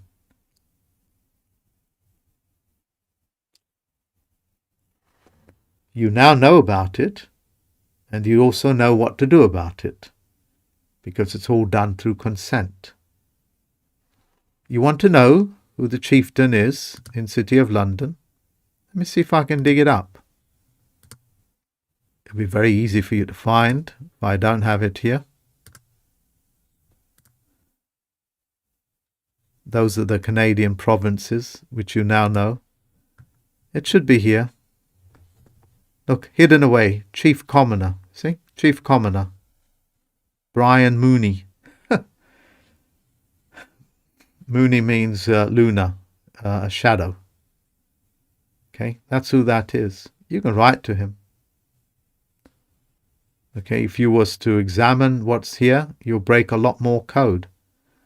One of the things that they hold integrity over is the system of court, as in Queen's Court, King's Court, Coroner's Court, People's Court, Tennis Court. It's all one jurisdiction. All one jurisdiction. Understand it and you begin to crack codes. You see, ladies and gentlemen, as much information as I'm giving you, there is one more that I'm going to give you. There's one more. I've tied every single one of these 13 elements, the constellations as they were under a fiduciary, all tie into each other. My greatest apprehension when I heard about it through a champion of Bitcoin, whose name I don't want to mention, but he is so famous and is extremely wealthy, and he's put his all the money in it, and he does a wonderful job of educating people. That's where I learnt it from. They nearly corrupted. They nearly corrupted blockchain through their block size wars. And they're trying to corrupt you with the silent weapons for quiet wars. The quiet wars is the cyber war. The silent weapons is the lies that the media, politicians tell you. Those are the silent weapons. Like the whispering of a lie. I think you guys understand. Your genie is yours. It's yours now because it's been fully educated. You see, when you educate the mind, that part of you that was sleeping, that was dormant, like a dormant gene, is now fully alive. It's come alive. It knows it's been lied to. It knows its body was hijacked by a lie. Now the Lord spiritual and temporal has to deal with your genie coming for them. What's the chances of them, a parasite, a pinworm in your backside? What power is the genie going to unleash? You see, ladies and gentlemen, Christ was correct. A lie begets a lie. That's the kernel. That's why they are the non-starter. They never told the truth to begin with, and their lies is about to completely and utterly suck everything out of them until you see them for what they are, featherless canaries.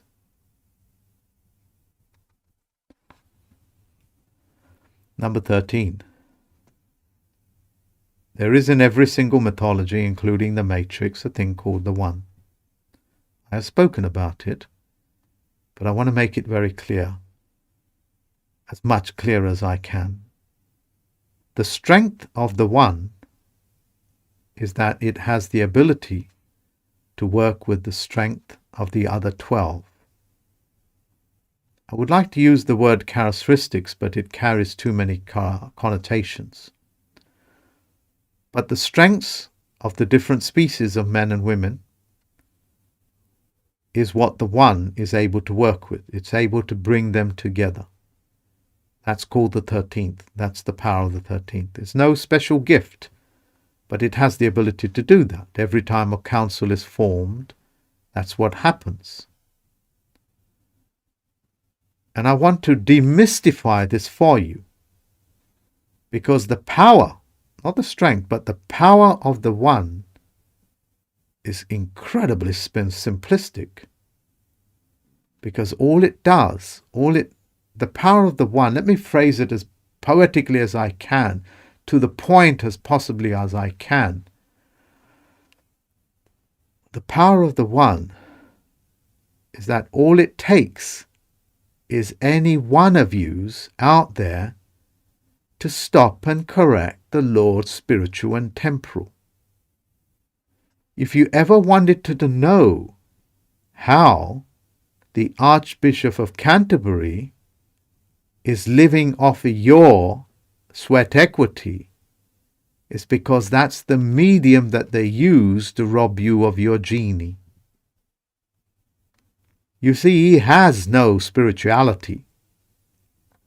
It is a walking, talking vacuum.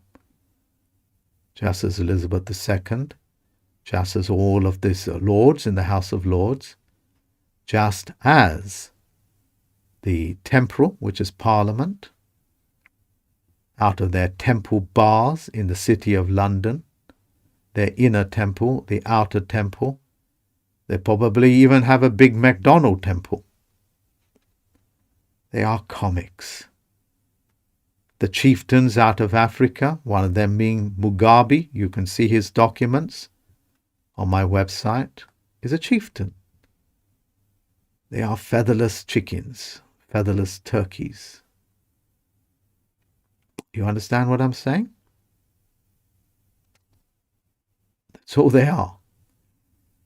The chieftains are just featherless canaries, budgerigars.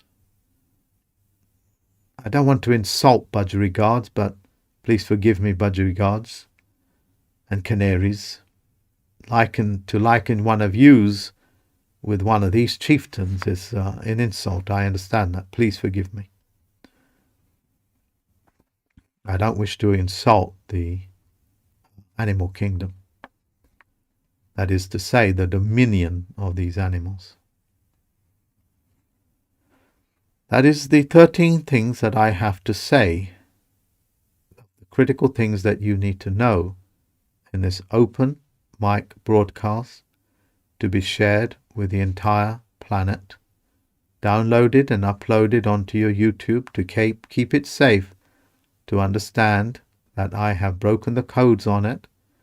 And the power of breaking a code is that when you reveal a magician's trick, the magician can no longer perform that trick. In other words, he has no magisterium. He has no majesty. He has no magistrate. He has no HMSC, no HMR revenue, no His or Her Majesty's service. There is no majesty. There is no chieftain. There is the people, which are autonomous, who have their own corona, called a crown, on their head. That's the world that we have been successfully birthed into. Full stop. I would like to ask for people out there, which I have done previously, for biographers to come forward to help me write out the things that I need to as part of a biography. For the biographers, of course will pay you for it. I'm not expecting people to do something for free. So professional biographers that are out there, please contact me. This is only because I do not know how to go looking for one, and I have tried and I'm not very successful. So this is an offer, and I'm looking for professional biographers that have beautiful narrative pens. That's one. For people that want to do voiceovers of a particular book called Silent Weapons for Quiet Wars, I really need somebody to do that for me and just send it to me. Yeah, send it to me. Complete it. And I'll upload it, my favorite one. And I will take those ones that other people that have done, and I will distribute it amongst my subscribers, as well as on my email. And of course you will be credited for it, and if you don't want to be credited and you wish to remain anonymous, I will respect it. I can't pay you any monies for that, but if you ask me for something, let me know and I'll do that for you. Okay? I don't have very much to say apart from on the voiceover of the book Silent Weapons for Quiet Wars. It's a very simple thing to do. You can either do it synthetically or use your own voice. But I really do need that. Okay? And people are sending me samples of it, and thank you very much. But I really would like you to just do it and send it to me. Yeah, and it has to be of a reasonable quality. Yeah, so, and a feminine and a masculine voice will go down very well. The reason why that is because that is a very powerful book, and it is better for people to have it narrated, spoken about, read out, as it were, like an audio book, rather than them reading it, because unfortunately people don't have very much concentration levels because their placenta cords were cut while the placenta still held all of its energy. The placenta contains enough nutrients, which is life-saving for the development of the baby for 3 to 4 days without being fed. When you cut that, you essentially have robbed the baby of the necessary nutrients that it needs to be able to be fully functional to suck on the mother's tit. You know, what I have just said to you is such a crime against mankind. It should take one letter to stop them, and I wish somebody would pen it for me and send it to me. I wish 1 million of you would pen that pen to stop these hospitals from doing such a thing. It's a hideous crime against man. And if they don't stop it, you must go after them by saying this carries a death penalty. You have injured and you have harmed my baby. You have willfully disabled my baby. I promise you there is not a single rat, cat, dog, squirrel, monkey that will allow you or any other animal to ever harm its baby. It will fight tooth and nail. What the bloody hell happened to you people? Well, you know what happened now, and you know how to fix it. That's the voiceover. Do me a favor. Do it and send it to me, and I will make use of it. I make use of everything that people send to me. I really need that. Mankind really needs that. I wouldn't ask it if I didn't need it. I also need a storyboard artist. This is what the film industries would use to narrate the story as the director wants it told. Okay, so let me just pluck up a book here. Okay. So, I studied the film industry, okay, and I'm just going to give you a quick example what I'm talking about.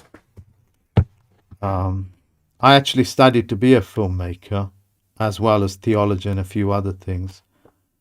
But I'm just giving you an example what a storyboard artist would do.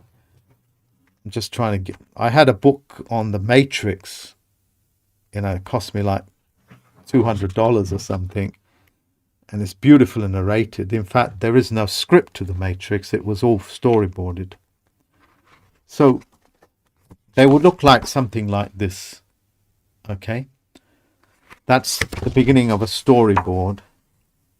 And it's very easy to tell stories on the back of these boards. It'll be like this. But I expect a higher quality. Any storyboard artist there that wants to work with me, and you have to do it face to face, so it will have to be London based, I'll be happy to do that with you. And I need that for a narrated book that I want to put out there for my students and my subscribers. Okay, so that I would be much appreciated if you can come forward. So it's an offer. You guys accept, we can have a chat, then we can take it forward. Okay, that is that, ladies and gentlemen. I hope that you have enjoyed this presentation. Please note, I am very grateful for the 91,000 subscribers. Also note that the people that are out there that don't want this information to come out, there's a good chance, because it's coming up to 100,000 subscribers, which is a milestone, as it were, they may try to interfere with the channel, because I'm making my mark on this planet. You understand what I'm saying? So download these videos, these public videos, not private ones, not the private ones, the public videos. And there are 401 of them. There are 401 of which I've done. Download them and upload them to your own channels. Share it amongst yourselves. Open up channels, whether it's in BitChute or YouTube, and upload them. Okay? You've got to keep this knowledge safe. Check the internet. You'll find this type of knowledge does not exist anywhere else. This is not because I'm gifted. It's because that's how strong the control mechanism is. Remember, there is people here with billions of mortgages, debt pledges, which brings them in trillions of dollars per day. Yeah? It doesn't mean very much for them to pay £500-600 a month or a week to individuals to interfere with what I do, or even have 1,000 people working against me. Yeah, you understand what I'm saying? These people can print as much money as they want. They can just simply hire 100,000 people and pay it by just printing it off. I can hire 1,000 people if I wanted to now. Now, if I wanted to hire 1,000 people, I could do that, as long as they're willing to accept my IOUs, which is what the Federal Reserve Bank notes are, which is what the Bank of England notes are. They're IOUs. They're basically saying, I owe you. The chieftain owes you. You remember what I said? The enemy of the debtor is the creditor. The creditor needs to get wise, which is you, the people, that the debtor looks upon you as the enemy, and they have means to wipe you out. You understand why they need to get rid of you? Because they owe you. All the notes that they've been printing are IOUs, and you're having them in your pocket. You understand? course you do. I wish you all the best, ladies and gentlemen. I've got some serious work to do this week, next week probably as well.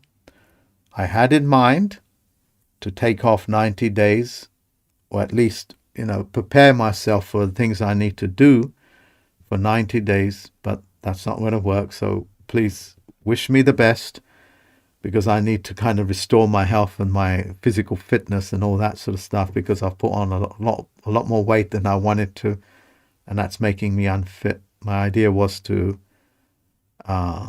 take off the mornings and only work the afternoons and the evenings as opposed to morning, afternoon, and evenings, because I work all 3 cycles except the night.